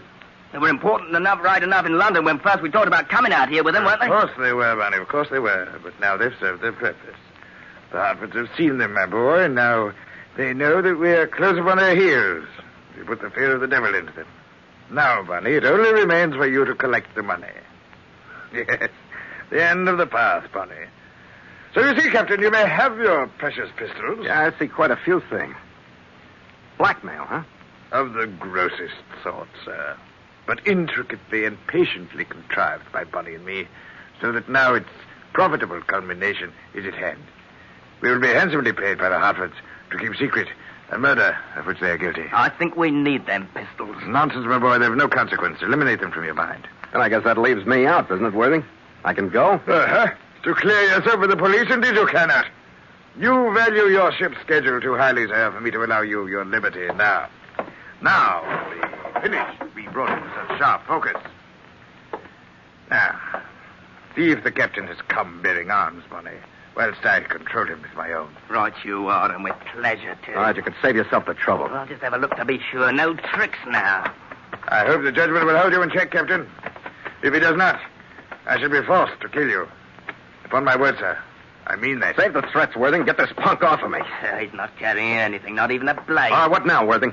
Unless you really want to use that gun, don't push me too hard. Oh, come now, Captain. Change your attitude. I said what now, Worthing? I'm afraid, sir, that your ship is an ideal rendezvous for a final meeting between Mr. and Mrs. Hartford and myself. My ship? The city of this size? How far am I supposed to let you drag me into this? Surely, sir, since you have no choice. One more step is hardly a point over which to argue. And I will be alone with you. Perhaps you will find your chance to attack and overpower me. What do you think of that, sir? Maybe it'll be worth it. Hold on now, Worthing, hold on. Where will I be while this here meeting's taking place? You, Bonnie, will be right here, waiting word for me. When you receive it, you will go straightway to the Hartford residence, where they'll be waiting for you with the initial payment of our £20,000. The game is won, my boy. Right you are, Worthing, and a long one it's been, too. Yes, indeed it has, Bonnie. What a splendid quest. Now the Hartfords will be waiting for my phone call, ready to purchase from us a peaceful future for themselves. Power, Bonnie. Power as is held by few men. The power to deal in freedom. Indeed, more than that, the power to sell life itself.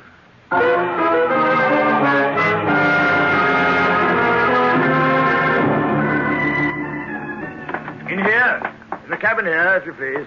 Captain and I are waiting. Oh, well, Mr. and Mrs. Hartford, late of Norwich. Most distasteful. Our powers meet at last. I'm Arthur Worthing. You don't know me, but I assure you shall.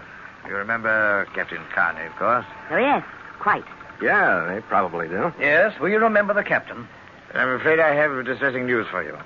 News directly attributable to Captain Carney's interference. He has gained possession of the pistols. Steadfastly refuses to part with them. He's a thorn in my side. Do you expect sympathy from us, Mr. Worthing? I expect nothing from you, Mrs. Hartford. No more than your uncle, the Marquis of Hartford, could have expected from you had he known your true thoughts before you had him murdered. Are you lecturing, Mr. Worthing? You're planning to profit from the same death. Yes. Quite a profitable death to everyone but the Marquis. His estate is fortune to you, and to the others of us who nibble at the edges, a small share. Even to the captain here, some $200. If I do anything with it, I'll post it as a reward on your head, Worthing. Indeed, yes, I believe you would, sir. Dead or alive, no doubt. All right, cut this short, will you, Worthing? It's too rich a diet for me. I'm going to be sick any minute. Yes, you are. Well, now, Mr. and Mrs. Hartford, you both understand the terms that Leonard, Bonnie, and I have decided upon. We will maintain complete silence in regard to your responsibility in the matter of the murder of your uncle, the Marquis of Hartford, between 6 and 7 p.m. Greenwich Mean Time, October 8, 1945. At which time, according to the knowledge shared by all of us here, a killer, hired by yourselves, did shoot said Marquis to death. Understood? How can we be sure of your silence if, as you say, Captain Carney refuses to give up the pistols? Yeah, have you thought of that, Worthing? Indeed I have, sir. Unfortunate, but of minor importance.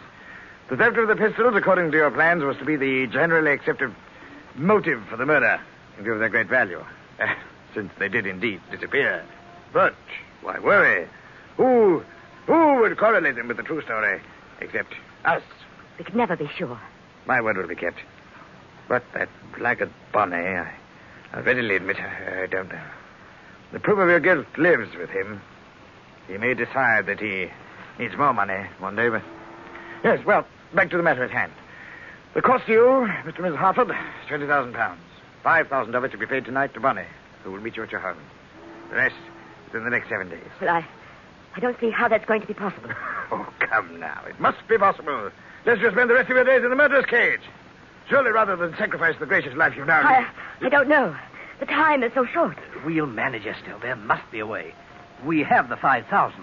Bonnie will arrive at your home soon after you to collect. But now Captain Carney has heard the story. Yeah, you don't think for a minute that it was by accident, do you? But he knows.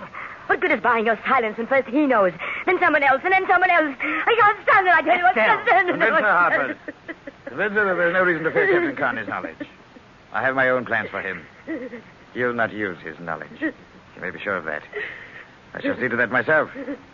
Take her now and go to meet Bonnie. Yes, come, Estelle. We'll go and meet Bonnie. And now, Captain Carney. I hit him. I'd waited for the first show of carelessness in him, and it came as the Hartfords left the cabin, as though a whole attitude dropped from him. Carney, wait! You move! Wait! Wait, Worthing. Oh, wait! Stop! Move! Oh, Worthing, why not? Sure off. I stood over him, looking down at the red trickle from his flabby mouth. I started toward the companionway with my keys out and ready to lock him into the cabin while I headed for the law. But I stopped. Because I suddenly realized that he'd done nothing but try to keep me from hitting him. I leaned down and pulled his collar loose. He hadn't even tried to use the gun on me. I decided to find out what I could myself before I nursed him back for questions. The wallet in his hip pocket held nothing but money and a card with his name on it. His inside coat pocket gave me a week-old receipt for the weapons with which he'd dressed up his fake gun shop. I patted his side coat pockets. Down at the bottom of the right one, I felt a thin rectangular object. It was inside the coat lining. I got my fingers into the seam and ripped. The object was a card set into a plate of transparent plastic. It had his picture and his fingerprints, and it said Arthur Worthing, Special Investigator, Homicide Bureau, Scotland Yard.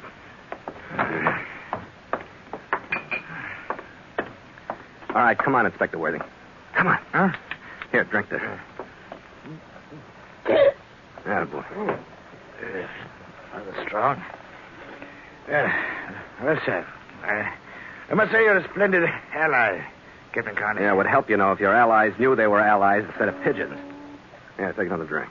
Yes, pigeon, indeed. That's it. You know, Captain Carney, I've been posing as a blackmailer for so long that I scarcely knew what I was myself. I couldn't shed my disguise in front of you until the last details were sorted and sliding in the direction of final solution.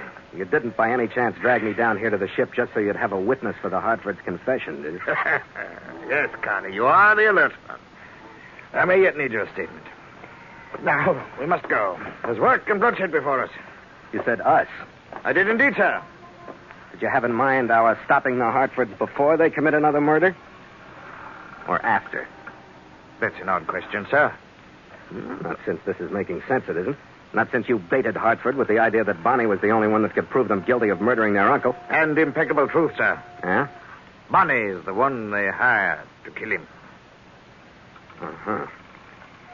Good heavens, sir. Do you suppose they may attempt to silence him by fatal methods? No more fatal than the 45 Hartford pointed at me. If we don't get there in time to stop him. Well, now, the suggestion does bring to light an interesting possibility. Oh? If, for example, the Hartfords are apprehended at the scene attempting to murder that miserable little cutthroat Leonard Bonnie, then, sir, The Crown would have legal grounds to retry the Hartfords for the original murder of the Marquis, would they not now? By Jove, I believe you've hit the nail squarely on the head, Captain. I think you hit the same nail when you palled up with Bonnie and talked him into coming out here with blackmail in mind. You do? Well, thank you. You know, I think I can get there in time to save Bonnie. Why not? Why not make a sporting proposition of it? We don't have much to work with for sport. Oh, we have you, sir, and me, sir. You unblemished to race to the Hartford residence. On the other hand, myself, overweight, unable to run. Able only to hobble to the nearest telephone and give Bonnie his orders and summon the Sydney police to meet you at Hartford. It is a contest, sir. Physically, I don't know, but psychologically, Inspector Worthing, you're a devil of a tough competitor. Indeed. Well, thank you, sir. But save your breath. The race is not yet run.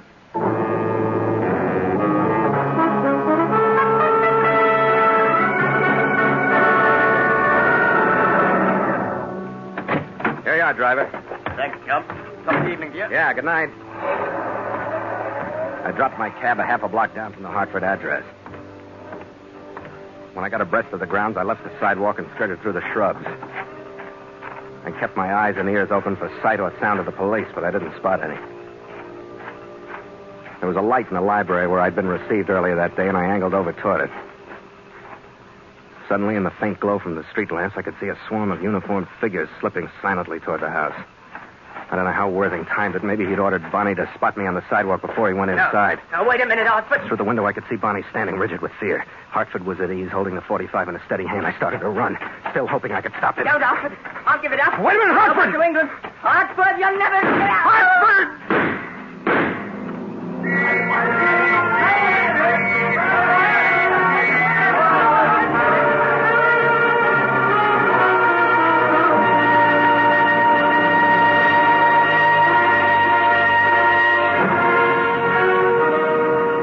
I saw Inspector Worthing only once more, when I took the Queen Anne pistols to him and watched him wrap them for shipment back to the Hartford estate in Norwich, England.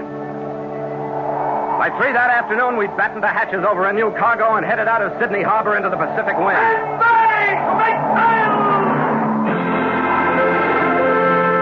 It had been an Australian holiday for the crew, and they scrambled to their stations with all the verve of eager cadets. Stop it, Chief! Make sail! The hawsers snapped taut, the sheaves groaned, and the mainsail was muffled aloft. The jib went out. Then the mizzen, and the Scarlet Queen rolled lazily out toward a westing sun. Well, Skipper, she's slow, but she's easy. Yeah, we move when the wind does, Red, but it's all right with me. A nice port, Sydney, huh, Skipper? All right, lay off. Well, you should have taken a nice, easy, normal approach with me. Yeah, what'd you do? Oh, dinner, found an American movie, a couple of bars, and then a nice, wide hotel bed. I took it really easy. Yeah, that's the life. Uh-huh. What's the matter? What are you looking at? Your eye. It's puffed and the black is showing through that stuff you got on it. Quiet night, huh? Oh, that happened. Yeah, sure, Red. No trouble at all. Yeah, well, I'll tell you about it later. What a brunette. Oh, what the devil. What are ports for if they aren't for stirring up a little land trouble when you hit them? That's a trick I never learned not to do, Red. Well, we got a nice, snug home to run away in. To the Queen, Skipper. To the Scarlet Queen. After you, mate. After you.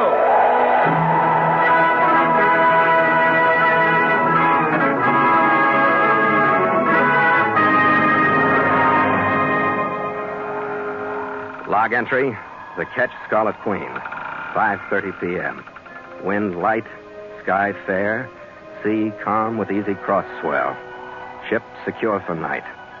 Signed, Philip Carney, Master.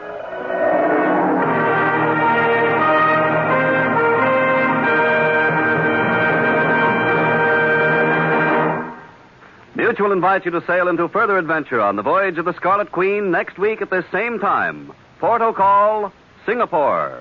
The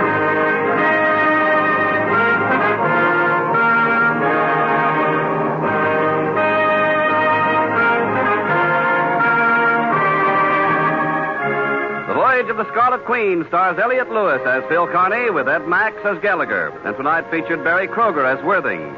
Tony Ellis was Bonnie, Ann Stone Estelle, Eric Snowden played Hartford, and Ray Kemper was Kohler.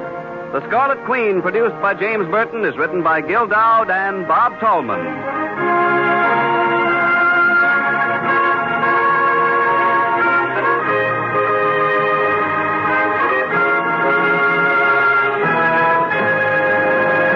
Heading the list was this item: 3 packages of Jell-O, orange, lemon, and strawberry. Mr. Lapworth writes, I didn't realize that Jell-O has been on the market so many years. But I wish I had $1 for every package we've bought since our first order. For Jell-O makes a bang-up dessert, easily made, more easily eaten, most easily digested. Well, thank you, Mr. Lapworth. And ladies and gentlemen, that's the way Jell-O keeps its friends right down through the years. It's been America's favorite gelatin dessert for over 40 years, and no wonder. For it's Jell-O that brings you that delicious extra-rich fruit flavor which can't be topped for tempting goodness. So look for those big red letters on the box. They spell Jell-O.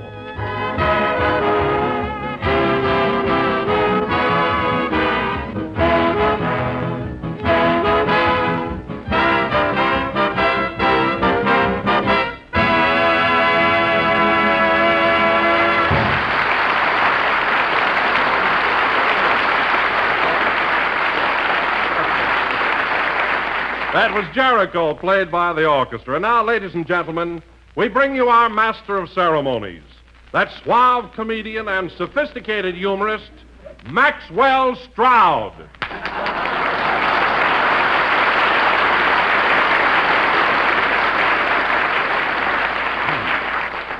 Now, wait a minute, Don. I refuse to accept that introduction. No matter what Fred Allen says, I'm not Maxwell Stroud. Now, change it immediately. Okay. And now, ladies and gentlemen, this being the first week of spring, we bring you that quince on the fruit tree of life, Jack Benny.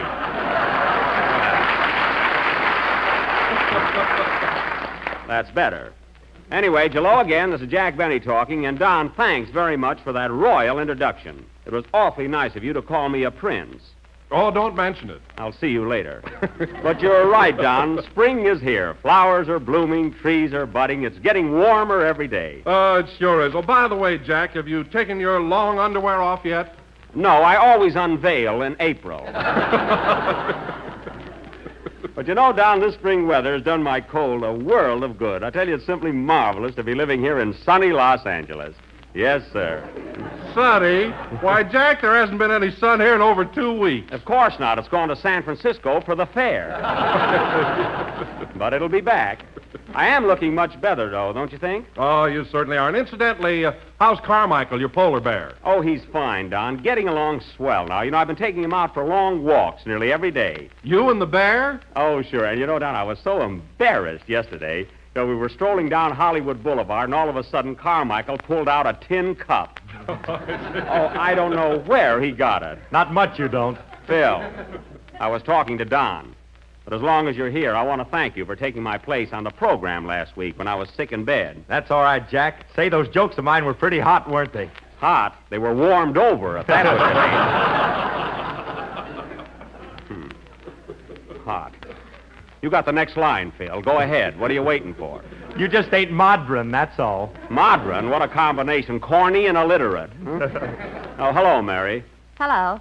Say, Jack, I saw you and your polar bear on the boulevard yesterday. Boy, what a crowd you had around you. Yes, we were quite a sensation, weren't we? Yeah, but I thought you were overdoing it with your violin. Now, Mary, don't jump at conclusion. It just so happens that I was taking my violin to the repair shop. Sounded all right to me. Now, Mary, don't make up things. You know very well I was not playing that violin. Then why was the bear dancing? Because the pavement was hot, and keep still. Gee whiz, the way you're questioning me, you think I didn't have an amusement license. Now, let's forget it. What territory are you working next week? Westlake Park. Will you be there? We start out with a program about spring, and here we are in Westlake Park. Shall I unpack the lunch? Now, stop this. Phil, I think you better play a number before the ants spoil our little picnic. Okay. Oh, no, you don't, Phil Harris. I just wrote a poem about spring, and you're all going to hear it. Now, Mary, we're not going to listen to a lot of... You are, too. Oh, all right. Get it over with. What's the title of your poem? When it's springtime in the Rockies, I will throw some rocks at you. Now, there's a sentimental thought. Go ahead, Mary. Winter, you have gone away. Where you are, I cannot say. But spring is here, and birdies sing. Gee, I'm happy. Pling, pling, pling.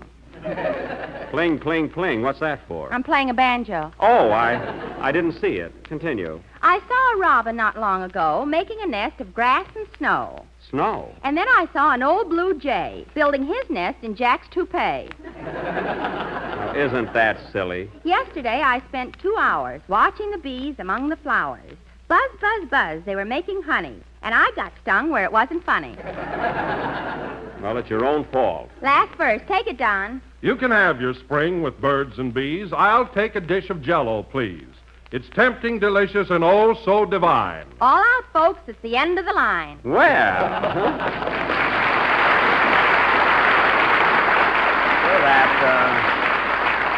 That was very good, both of you. Now, Phil, if you'll put down your nail file, how about a number? What's it going to be? I'm going to play a little ditty entitled, We Don't Know Where Mom Is, But We've Got Pop on Ice. Ooh. Phil, now you pick up that baton and redeem yourself. We got Pop on ice.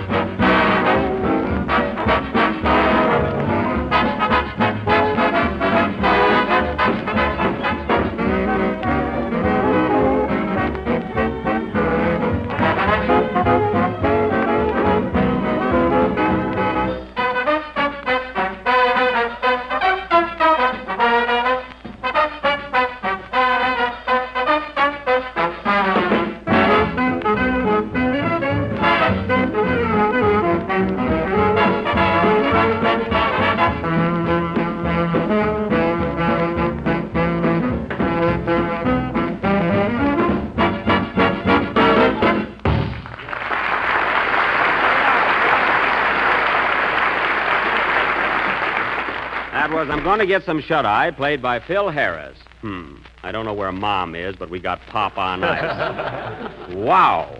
Phil, no kidding. How can you possibly be so corny? Corny? I resent that, Jack. I'm high class. All right, then have it your way. You're cream of corn. Say, that was a fast one, eh, Mary? Yeah, that was a stinger. Well, I'm glad that's over with. I was a little worried about how you were going to read that.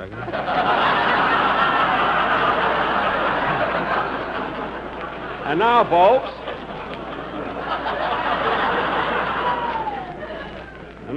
since our feature attraction this evening is rather long, I will start announcing it without further ado. Tonight, the Busy Benny Bumpkins will present a hotel mystery drama entitled... Say, Jack, look at Kenny standing over there biting his nails. Oh, yes. Hello, Kenny. Hello. What's the matter with you? Nothing's the matter with me, that's what. Now, Kenny, I know there's something bothering you. What is it? Well, I'll suffer alone, thank you. Kenny Baker, I don't want you coming in here with a long face. Now, what's wrong? Did you ever buy a ticket on the Irish sweepstakes? Yes. Did you win? No. Well, put yes and no together and leave me alone. Oh, so that's it. Listen, Kenny, everybody can't win. You bought a ticket, so what? $2.50 shot to Dante's Inferno.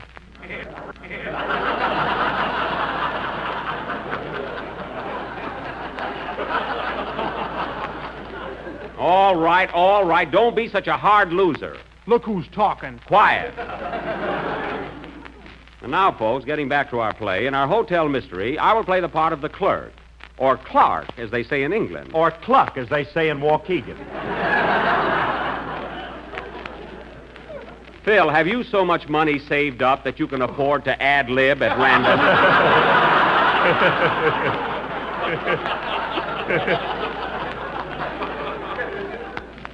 If not, I would suggest less levity. Now, let's see. I'm going to be the clerk, and Mary, you're going to be the telephone operator. Okay.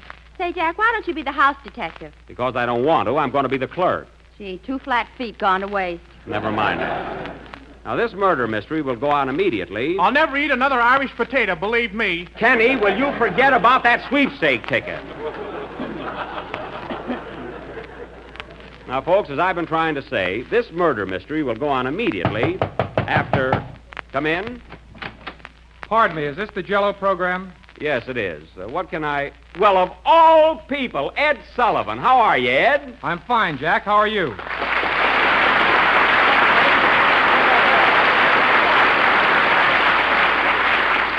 Well, this certainly is a pleasant surprise. Nice of you to drop in, Ed. We're doing a swell play tonight. You'll enjoy it. Well, thanks, but to tell the truth, Jack, I really came up here for another reason.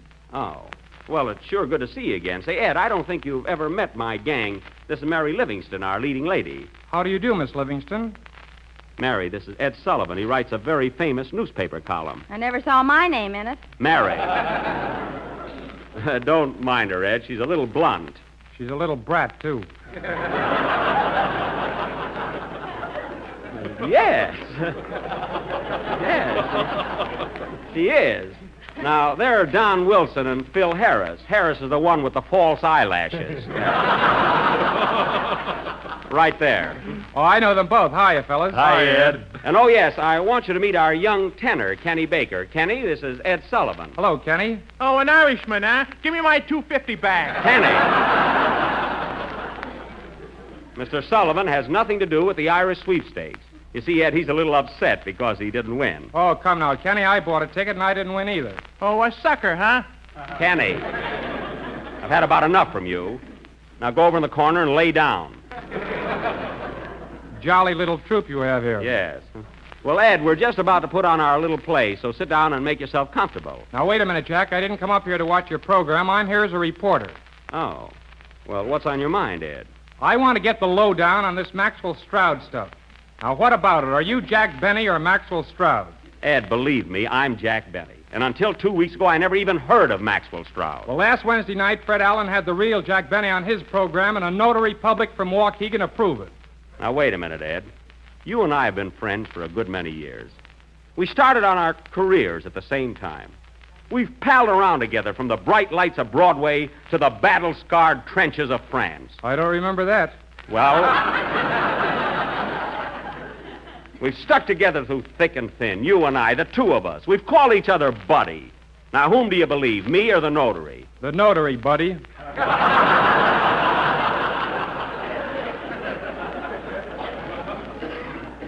Well, maybe I didn't build it up enough. But look, Ed, regardless of what Alan said, you know that my name has always been Jack Benny. Well, you could have changed it, you know. Take my case, for instance. My name wasn't always Sullivan. Oh, no? What was it? Hooligan. Hooligan? Yes, Edward H. Hooligan. Oh, what's the H for? Happy. Mary. Now, look, Ed, don't pay any attention to Alan. I'm the real Jack Benny, and you can tell your readers tomorrow that I'm not Maxwell Stroud. Well, let me ask you something. What about that ring you're wearing? What about it? Well, what does that MS stand for? Mostly silver. It does not. That MS on my ring stands for Master of Ceremony. Master of Ceremony? Ceremonies begins with a C. In Russian? Well, I got this ring in Moscow when I was playing Rasputin's Rivoli. I went over very big. Now, Ed, will you please sit down and watch our play? Oh, no. I'm here for a story, and I'm going to get it. Say, why don't you run out and get drunk like reporters do in the movies? Don't evade the issue. Fred Allen has definite proof that you're an imposter. You're not Jack Benny. I'm not, eh? Well, you call up Mansell Talltop, the mayor of Waukegan. He'll tell you. Why, he planted a great big elm tree in the public square in my honor. Call him up. I tried to, but he wouldn't come down out of the tree. Oh, is he up there again? Ever since he visited Hollywood, he thinks he's Tarzan. Now, we got a long play to do tonight, Ed, and I haven't time to discuss this any longer. All right, Mr. Benny or Stroud or whatever your name is. I'll go, but I'll be back and get to the bottom of this, or my name ain't Edward Happy Hooligan Sullivan. Goodbye. Goodbye.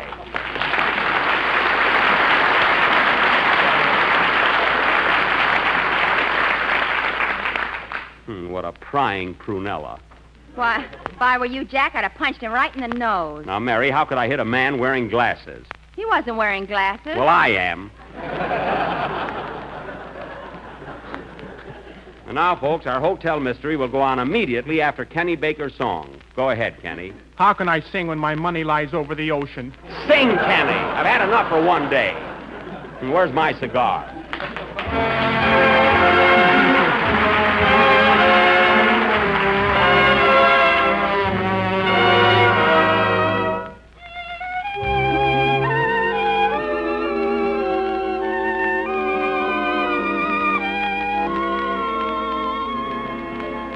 When the deep purple falls over sleepy garden walls, and the stars begin to flicker in the sky, through the mist of a memory you wander back to me, breathing my name with a sigh.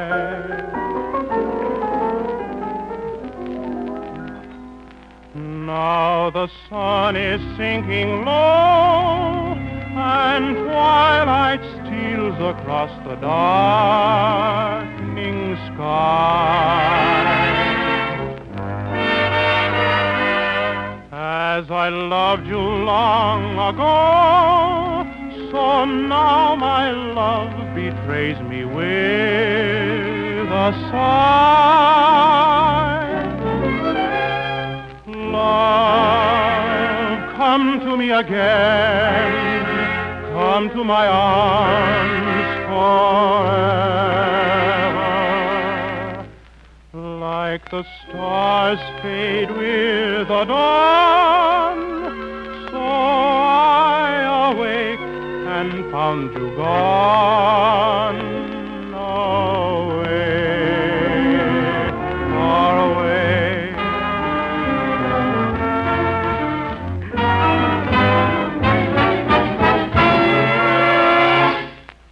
In the still of the night, once again I hold you tight.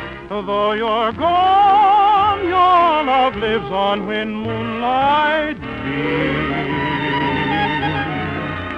And as long as my heart will beat, loved one will always meet here in my deep purple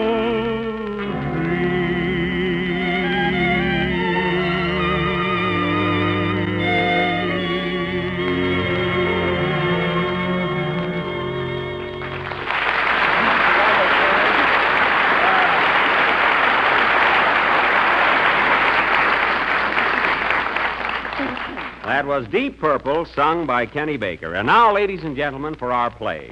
That great hotel mystery entitled... Or... Now, the scene of our drama is the lobby of the Hotel Chafing Dish, located in the thriving little town of Sterno, Pennsylvania. It is a dark and stormy night. Outside, the wind is howling and whistling. Gazooks, what weather. It is 8 p.m., just 1 hour before the stroke of 9. What happened then? Nothing. Curtain. Music.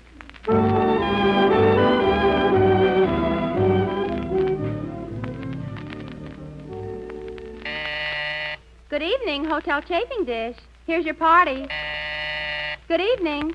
What's that, sir? Oh, that's terrible. You'll do no such thing. What seems to be the trouble, Miss Lavance? Miss...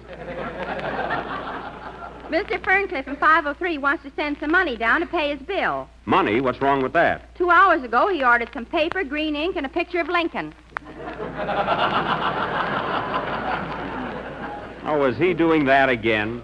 Last week he gave me a $5 bill with baby Snooks on it. Oh, well. What a night. Good evening, sir. Good evening. I'd like a room, please. Would you like a room with a bath, or do you want to follow the arrow?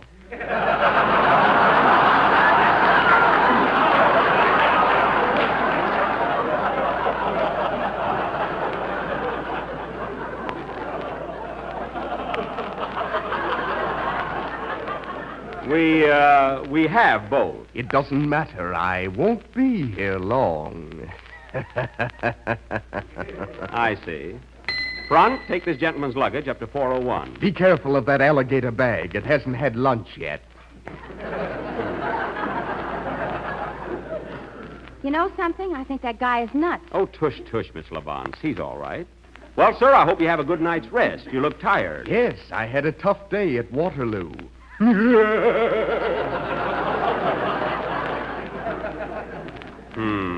That three-cornered hat should have tipped me off. Yes? Pardon me, but the folding bed in my room is stuck, and I can't get it down. We'll take care of it, Mr. Baldome. Thank you. Goodbye.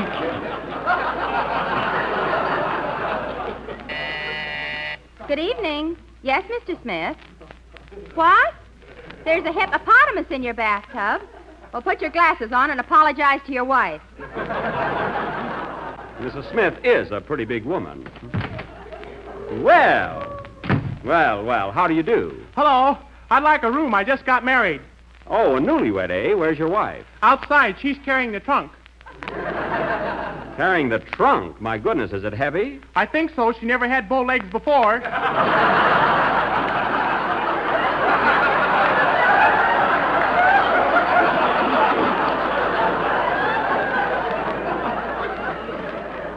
Here she is. You can put it down now, Sophie. Thanks, Waldemar. You're so considerate. Say, you got her trained early, haven't you? Yeah. You ought to see me balance a ball on my nose. Balance a ball? It's the only seal I ever saw with a rabbit coat. Quiet, Miss Lavance. What sort of a room would you folks like? We want the bridal suit. Suit? That's sweet. Lay off of my wife, you masher. I'm not flirting with your wife. As a matter of fact, I think she's very homely. Well, that's more like it. Front, take this happy couple up to Suite 5B. Let's hurry upstairs, honey. I don't want to miss the Lone Ranger.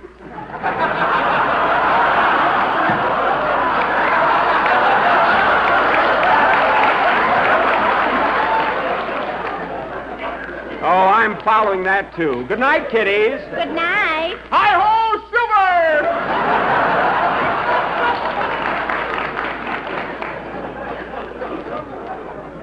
Gee, they're a romantic couple. Good evening, Hotel Chafing Dish. Yes.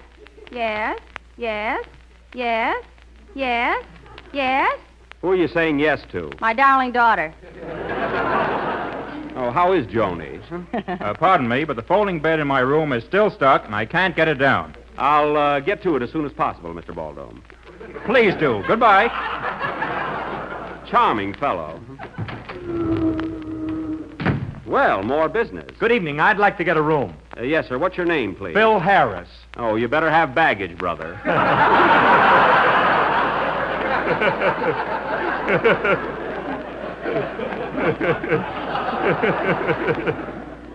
No stalling now. Where are your bags? Under my eyes, straight man. Don't be so smart and get out of here. We have no room. Okay, I'll sleep at the Wilshire Bowl. What a show-off. Well, here comes Junior Wilson, the little devil. Hello, Donald. Hello. Now, Donald, a little boy like you should be in bed this hour of night. Don't you want to grow up to be a fine, strong man like your father? That big tub? Now, Junior, that isn't nice. I don't care. I'm going to be a radio announcer. I want to tell everybody but Jell-O has 6 delicious flavors. Strawberry, raspberry, cherry, orange, lemon, and wine. And don't forget the big red letters on the box. What do you got in your mouth? Now go to bed. Good night, Junior. Good night, Quince Face. Quince Face, I have trouble with your father on that. You know, Miss Levance, that Junior is a cute little rascal. He's got big blue eyes, just like his mother. Yes, but his chins belong to Daddy. Daddy can take the rap for his stomach, too. Oh, well. Yes, sir, what can I do for you? Have you any rooms available? Why, certainly. Quite a bad storm, isn't it? Yes, it is. Will you be staying long? No, just for the night. I'm on my way to New York. Oh. A little business trip? Not exactly. You see, I'm on a mission of great importance, and I don't wish to discuss it. Well, I didn't mean to pry into your affairs, Mr. Stroud. Maxwell Stroud.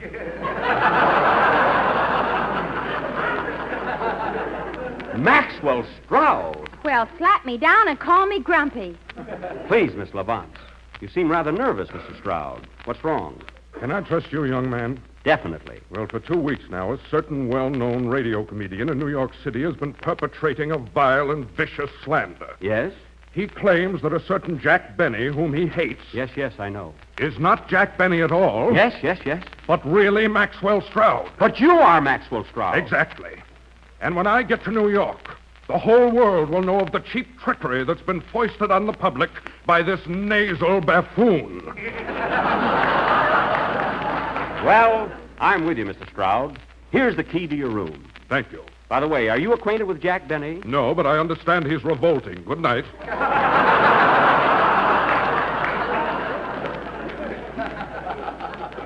Good night.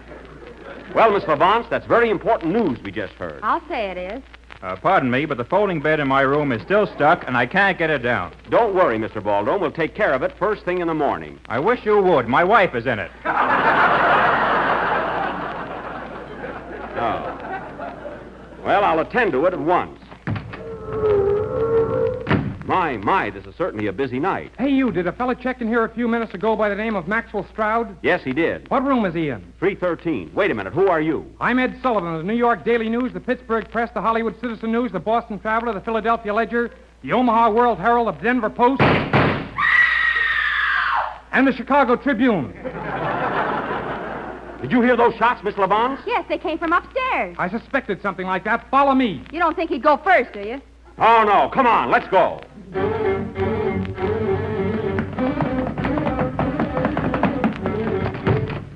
Good heavens. It's Maxwell Stroud. He's dead. I thought so. Now we've got to find out who done it. That's who did it. Fine newspaper man. But who in the world would want to kill Maxwell Stroud? Look! Someone jumped through that window and he's running down the fire escape. That must be the murderer. Did you get a good look at him, Happy? No, I didn't. Look, here's a derby hat on the floor. He must have dropped it. Let me have that. Aha. Look at the initials inside of that hat. F.A. F.A.? Yes. That proves the man who killed Maxwell Stroud was none other than... Yipe! He got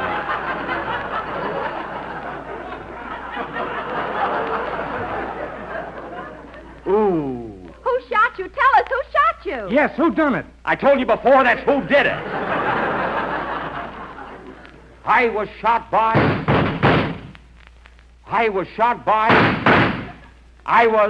Oh, nuts. Play, Phil.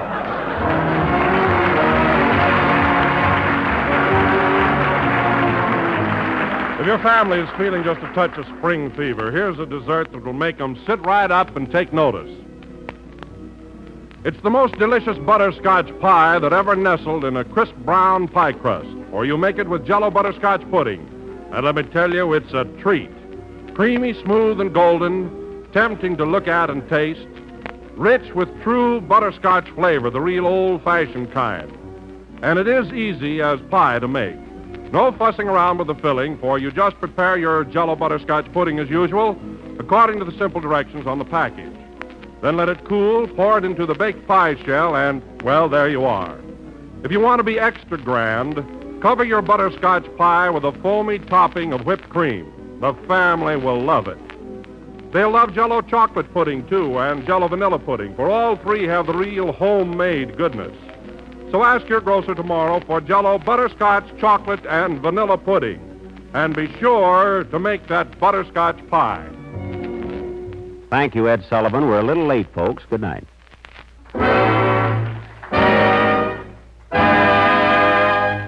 J-E-L-L. Kenny Baker appears on the Jell-O program through courtesy of Mervyn LeRoy Productions. This is the National Broadcasting Company.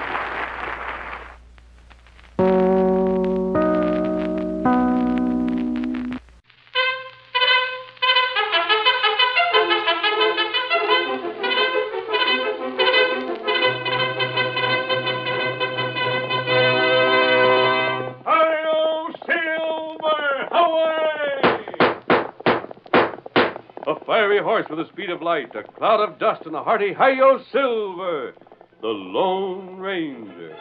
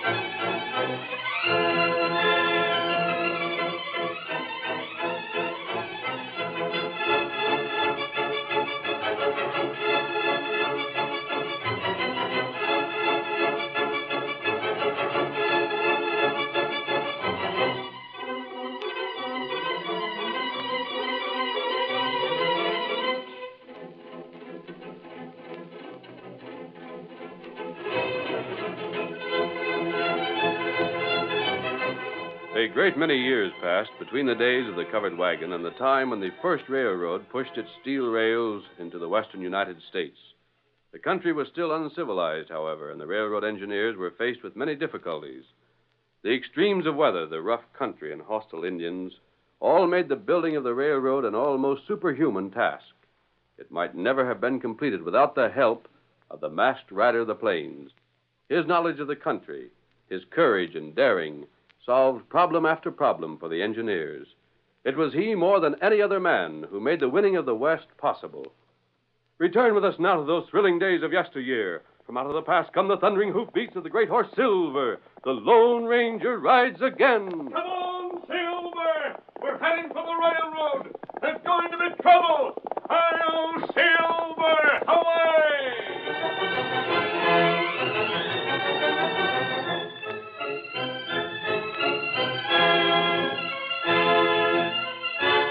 A supply train was driving west of Ogden over a newly laid stretch of track. Bruce Abbott, the superintendent in charge of construction, had taken the place of the fireman in the engine and... Got enough steam, Hank? Sure have, Bruce. Seems funny seeing you inside a cab. I thought you were stuck in an office for good. I was an engineer long before I was a superintendent, Hank. And from what I hear, doggone good one. Not so bad. How was Mort before we left? You stopped at his place, didn't you? He's coming around. Somebody sure hit him a good whack. I'd like to catch a fellow who did it. You think I wouldn't? Him and me have been pards ever since he first went firing for me. Then some sneaking polecat of a freighter lays for him and hits him from behind. You know, Mort come close to being killed. So you blame the trouble we've been having on the freighters, too, huh? Who else would it be? I agree with you. I wish we could get some proof against them. Get proof against Mike Cavanaugh, that's all. He's their leader. One of these days we will. Supplies stole, men hit from behind, drugs poisoned, machinery stove in. There ain't a doggone thing them freighters could think to do that they ain't done. You'd expect they'd realize there's no use fighting. The railroad has come to this country, and it's here to stay. Wagon freighters are through. If they'd admit the fact and plan accordingly, they might save something from their investments. If they continue fighting, they'll lose everything. How's the dude take the trouble we're having? Paul Booth? Uh-huh. He's all right, Hank. It isn't his fault his father's general manager of the line. Nope. It ain't his fault he's your assistant, either. What he savvies about railroading you can learn from a jackrabbit. He sure must be a help to you. He'll learn. Everybody's got to learn sometime. Yeah, they don't have to start learning at the top, though. I'm afraid you don't like it. Ah, the dude. Would he turn to and fire for me like you're doing? He'd be too doggone scared of getting his hands dirtied up. I'm here because I had to inspect this rail. Uh-huh. And you could have been doing it riding fancy like a passenger. But instead, you take Mort's place so you wouldn't have to ask one of the boys to do a little extra. Steam's getting low, isn't it? Might fire up a little.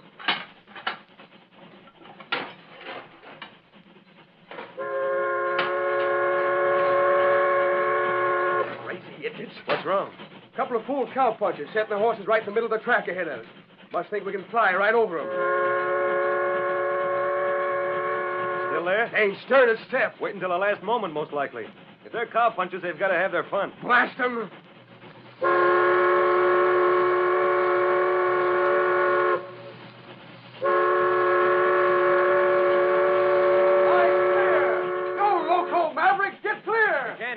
What in blazes is the matter with them? Ain't they got no sense at all? You think they see you? Of course they do. And if they didn't, they could hear us. It wouldn't be a holdup. Oh, nobody'd hold up a supply train.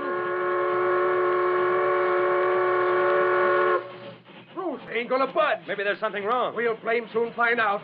And if they figure on stopping us just for a joke, I'll have their fool hides. You better stop fast. I'll tell them something.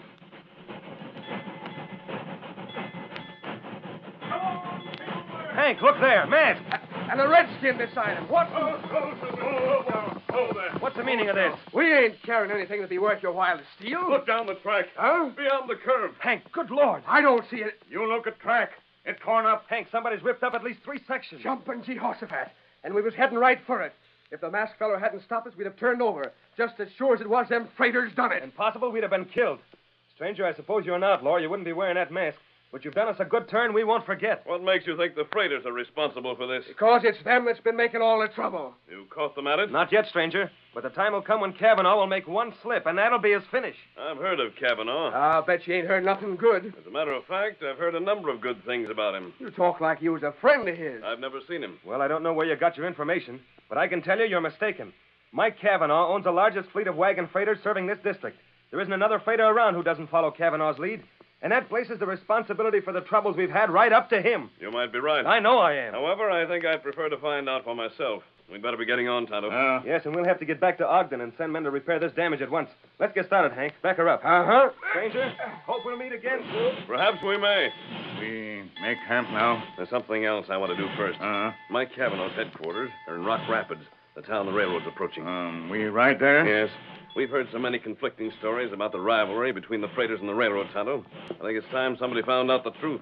We'll start out by having a look at Kavanaugh. Come on, Get him up, Scout.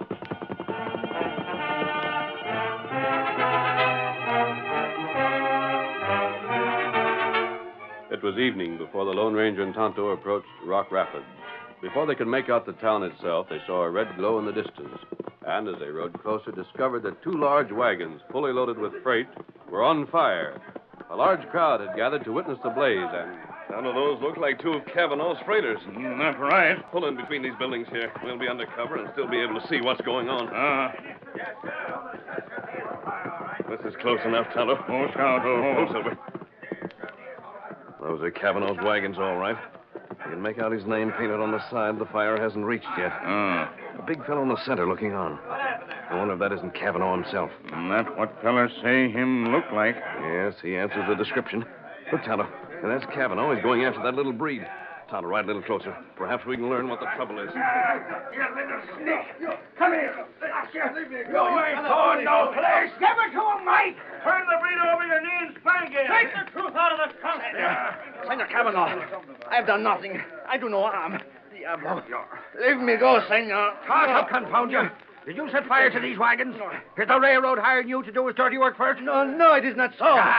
You'd do anything you was paid to do, just so it didn't take no nerve.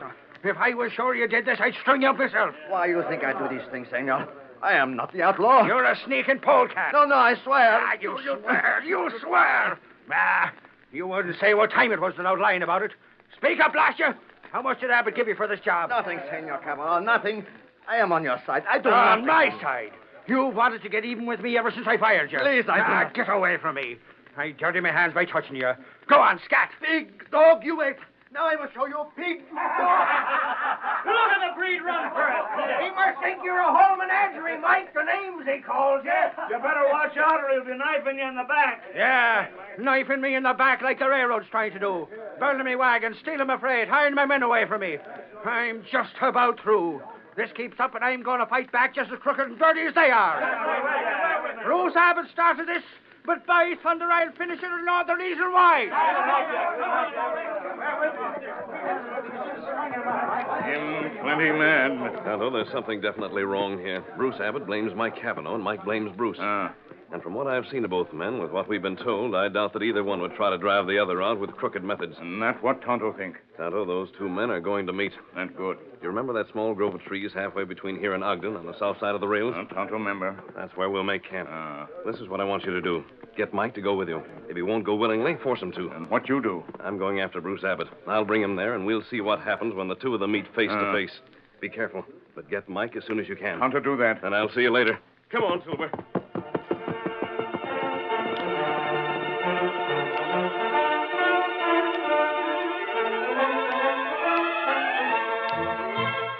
Bruce Abbott's office was in Ogden. Later that same evening, he was seated at his desk, and across from him was young Paul Booth, his assistant and the son of the railroad's general manager. Bruce finished reading a letter from the home office and tossed it impatiently aside with, Yeah, they want miracles. They're just asking you to do the job you were hired to do. Yes? You think I'm to blame for the delays we've had, Paul? Well, you're in charge, aren't you, Bruce? What is there I failed to do that I should have done? I'm not your boss. Right. Paul, let's put our cards on the table. I've defended you in front of the men for the good of the organization. But I don't have to pretend between the two of us. I've been doing your work as well as my own. You wouldn't have been made my assistant if it weren't for your father's authority. Oh, so you're criticizing my father, eh? He's a good man, but a poor judge of his son's worth. Why, Hold on, I'll finish what I have to say.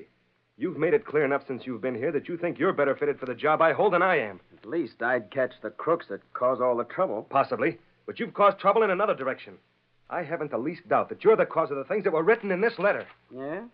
What did it say? It stated emphatically that the next accident causing a delay in construction would mean my discharge. Well, fair enough. I've known your father for a long time. He's had complete confidence in me until you came here and started writing him letters. Maybe it's about time I came along. Maybe he needed someone on the ground who'd tell him the truth. You're just sore because you're a he's spoiled kid who's had everything his own way. Well, as long as you're working under me, that's finished. From now on, you'll do your share. I'll send you packing just as fast as I would one of those men out there laying rails.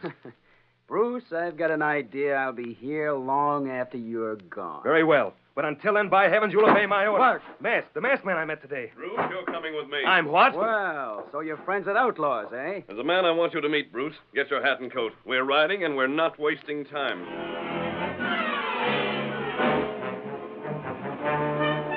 Bruce Abbott was forced to accompany the Lone Ranger, and they rode to the small woods halfway between Ogden and Rock Rapids. Tonto and Mike Cavanaugh were already there, and the Indian jumped to his feet at the sound of approaching hoofs. Whoa, Silver. Whoa, boy. Whoa. Tonto, get Mike all right. I see you did. Well, I'll be Mike Cavanaugh. Bruce Abbott. Why, you're skulking, no good, crawling kin to a sidewinder. You, Mike.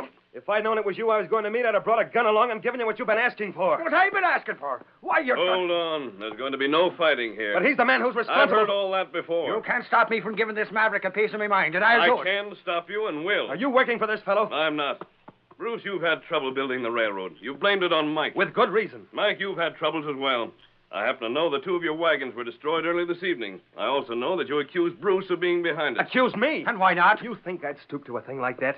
You think the only way I can get this railroad built is by using your crooked methods? To blazes with your railroad and your choo-choo trains.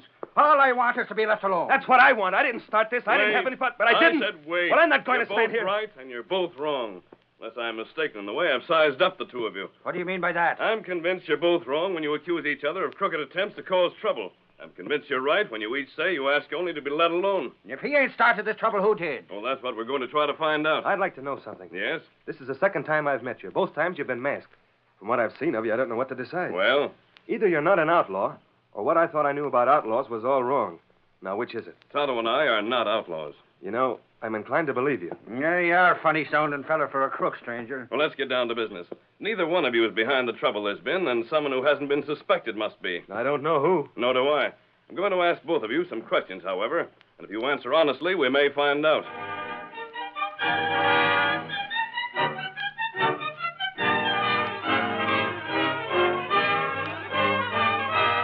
The curtain falls on the first act of our Lone Ranger drama.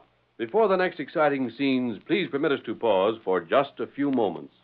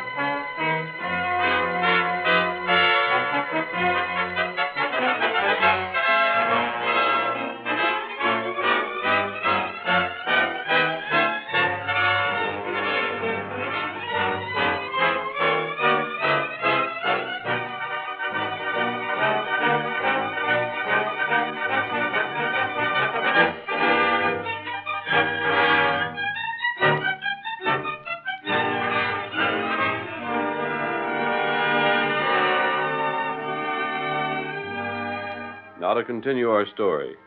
When the Lone Ranger had closely questioned Mike Cavanaugh and Bruce Abbott, he allowed them to return to their homes. Then he talked over the situation with Tonto. Tonto, from what we got out of Mike and Bruce, it seems there are only two men who might have caused all this trouble. That's right. One is that breed we saw near the fire. Mike told us Pedro's hated him ever since he caught the breed stealing and discharged him. From what Mike said, Pedro wouldn't have the intelligence to plan all the suspicious accidents that have happened both to the railroad and the freighters. And he wouldn't have a motive. He might try to get even, but his method would be a knife in the back, not a large-scale quarrel between the two outfits. Maybe Mike right. Bruce, however, named Paul Booth. Paul would have the intelligence. And yet Bruce won't believe that Paul would deliberately wreck the railroad. He's willing to admit Paul would like to have him fired. He won't admit Paul would be disloyal to his own father. Other feller hurt father. Paul wouldn't be the first disloyal son. There's one drawback, though. What that? Bruce says Paul hates physical labor. Paul, for instance, would never have gone to the effort of tearing up those rails. There's one other objection.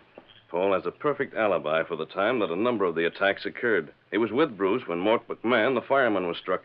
Then you think him not crook? I don't know. There's a possibility I just thought of. What that? Pedro and Paul Booth might be together in this. Paul could plan it, and Pedro could carry out the plans. That's right. We can't accuse either one of them, however, without proof.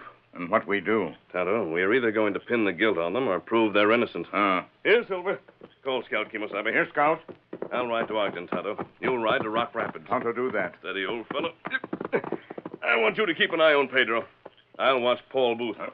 That heap good idea. We want to get to the bottom of this as soon as possible. Another serious accident and Bruce loses his job. We've got to prevent that. Tonto, try. Good. As soon as I learn anything, I'll return here. You do the same. Hi-yo, Silver! Get him up, Scout! Away!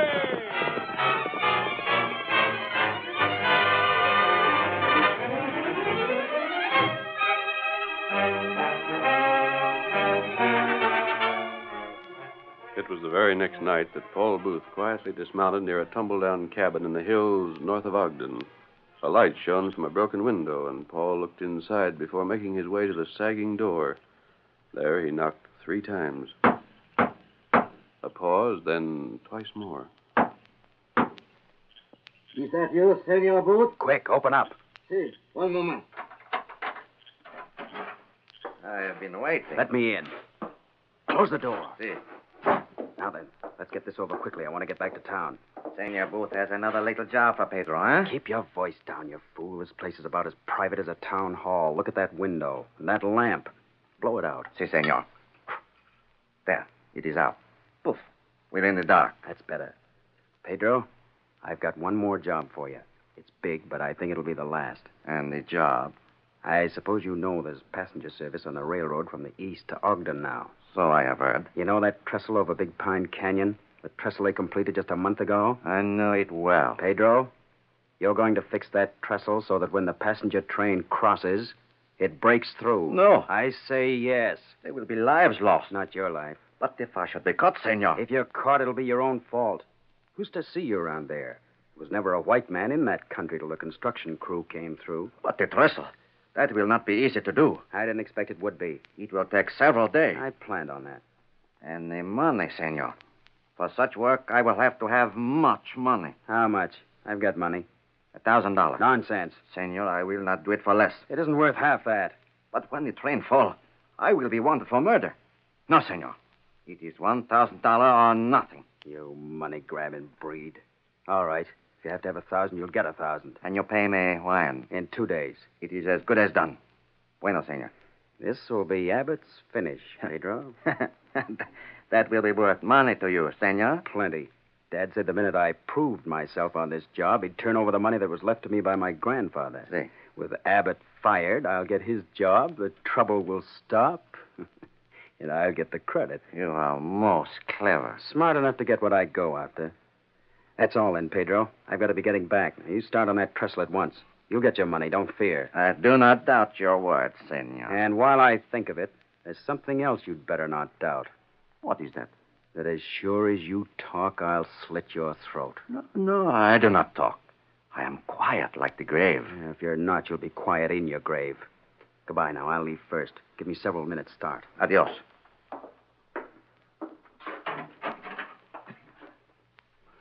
$1,000. That is good. That is most good. The rich gringo will pay Pedro well. Not only once, but many times. It is you, Senor Booth? You have come back? Come, Tonto. Who are you? I cannot see. Look closely, Pedro. Amigo, you wear the mask. Pedro, I followed Paul Booth, and Tonto followed you. Our trails met here. I do not sabe. I do not Tonto, see. Pedro says he doesn't understand. I think it's up to us to see that he does.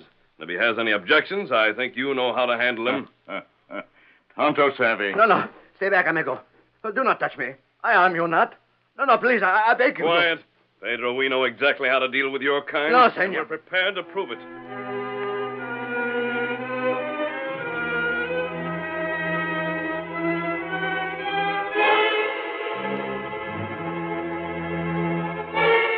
The masked man, after his visit to the cabin in the hills, sent Tonto eastward on a mysterious errand. Paul Booth kept his appointment with Pedro and paid him the $1,000 he had promised. We see him now, several days later, as he paces up and down the length of Bruce Abbott's office. In heaven's name, Paul, what are you grinning about? Nothing, Bruce. Nothing. I suppose not. You object to my feeling well, do you? You might as well. You object to everything else I do. Quit that pacing the floor. You'd better do something for your nerves. See, you might try. You might try letting me get my work done. Which reminds me, these are reports you're supposed to be making out. Oh, never mind apologizing. Apologizing? Why, you know... By the way, while I think of it, did you get any report on that westbound train yet? The passenger? Yeah. It's on time. Oh. Why? Expecting someone? No. Just wondered. Look, Paul, how about helping out? There's more paperwork than I can handle. Dig in and make yourself useful. Oh, I don't Mr. feel Booth. it. Yes? This just come in over the wires for you. I thought you'd like to have it right away, so I brought it over. Thanks. I'll take it. Telegram, Paul? You can see it is. Who from? It's from... Good Lord. Huh? Something wrong, Mr. Booth? My horse. Flares. Where's some flares? Now, what in tarnation got into him? Must have had something to do with that message. I don't know as how it could, Mr. Abbott. 'Twa'n't nothing but word from his paw. Yes? Good news it was, too. His paw said he was coming to Ogden today by that train from the east. I see. Flighty young fella, ain't he? Yep, mighty flighty. Instead of acting pleased to see his paw, he rushes out like it was the worst thing could happen.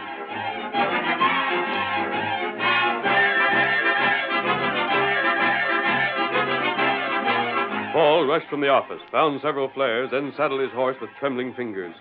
A minute later, he was racing eastward from town, following the railroad's right-of-way. Mile after mile sped by, while Paul's whip beat a savage tattoo on his horse's flank. He sighted the trestle over Big Pine Canyon at last, but at the same moment heard the thin whistle of the approaching passenger train bearing his father. We've got to make it. We've got to. Faster! Faster! Faster! Paul reached the trestle where his mount would have refused to go further if he had not driven it on with whip and spur. The whistle sounded more clearly. Black smoke pouring from the engine could be seen against the moonlit sky. Beyond the trestle, Paul flung himself from the saddle. He seized a flare, lit it, and ran toward the onrushing train. Stop! Can't you hear me? Stop! Stop the train! You'll be killed! Killed, all of you! Stop, I tell you! The flare! Can't you see the flare? Stop before you're killed!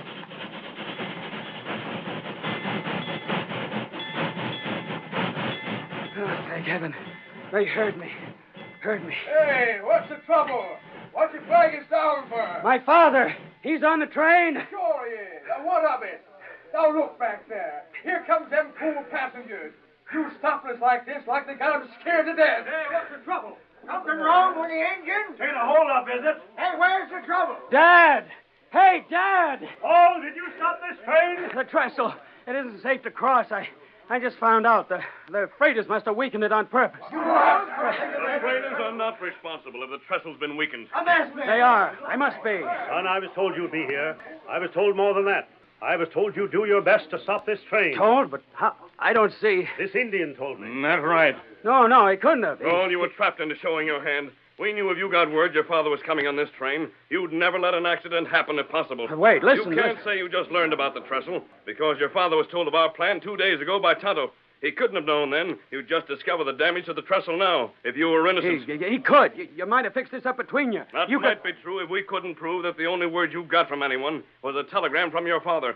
Both the telegraph operator and Bruce Abbott can testify to that. No. Moreover, there's Pedro's confession. Pedro's confession? And the money you paid him, which will make good evidence. Pedro was forced to tell your scheme. Dad, you don't believe it, do you? You don't think I'd do a thing like this? No, you can't. I wouldn't have believed it, Paul, if I hadn't seen what amounted to your confession with my own eyes. We could have proved your guilt before. It was your father who insisted on doing it this way. He wanted to see for himself. Come on there. No, Rose, here's the sniveling little breed that was in Who on are you? Me? Shucks, I'm Mike Cavanaugh. The fella that was supposed to be fighting with Bruce here till the masked fella come along and proved different. Bruce, you here too? We saddled and followed as soon as you'd left town. Mr. Booth. Yes, Bruce? Mike and I have been talking things over. There's no question but what the railroad is going to destroy the freighting business. But I think I have a solution. Well? The railroad can use his equipment and his men. If you're agreeable, we'll buy him out. Very well. I've never been in favor of bankrupting our competitors if a compromise could be reached. Thank you, Bruce. And you too, Mr. Booth. I know how you feel about your son, Mr. Booth.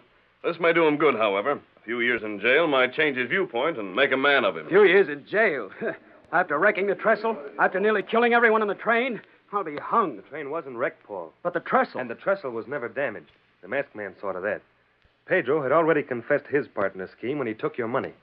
You can't be punished for a crime that was never committed. But, son, you have only the masked man to thank that you're not a murderer. Never forget that.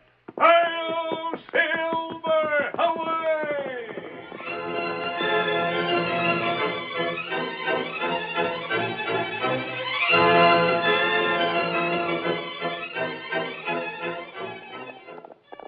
Come on, Silver, old fellow. There's justice to be done on the trail ahead. Hi-yo, Silver! Away!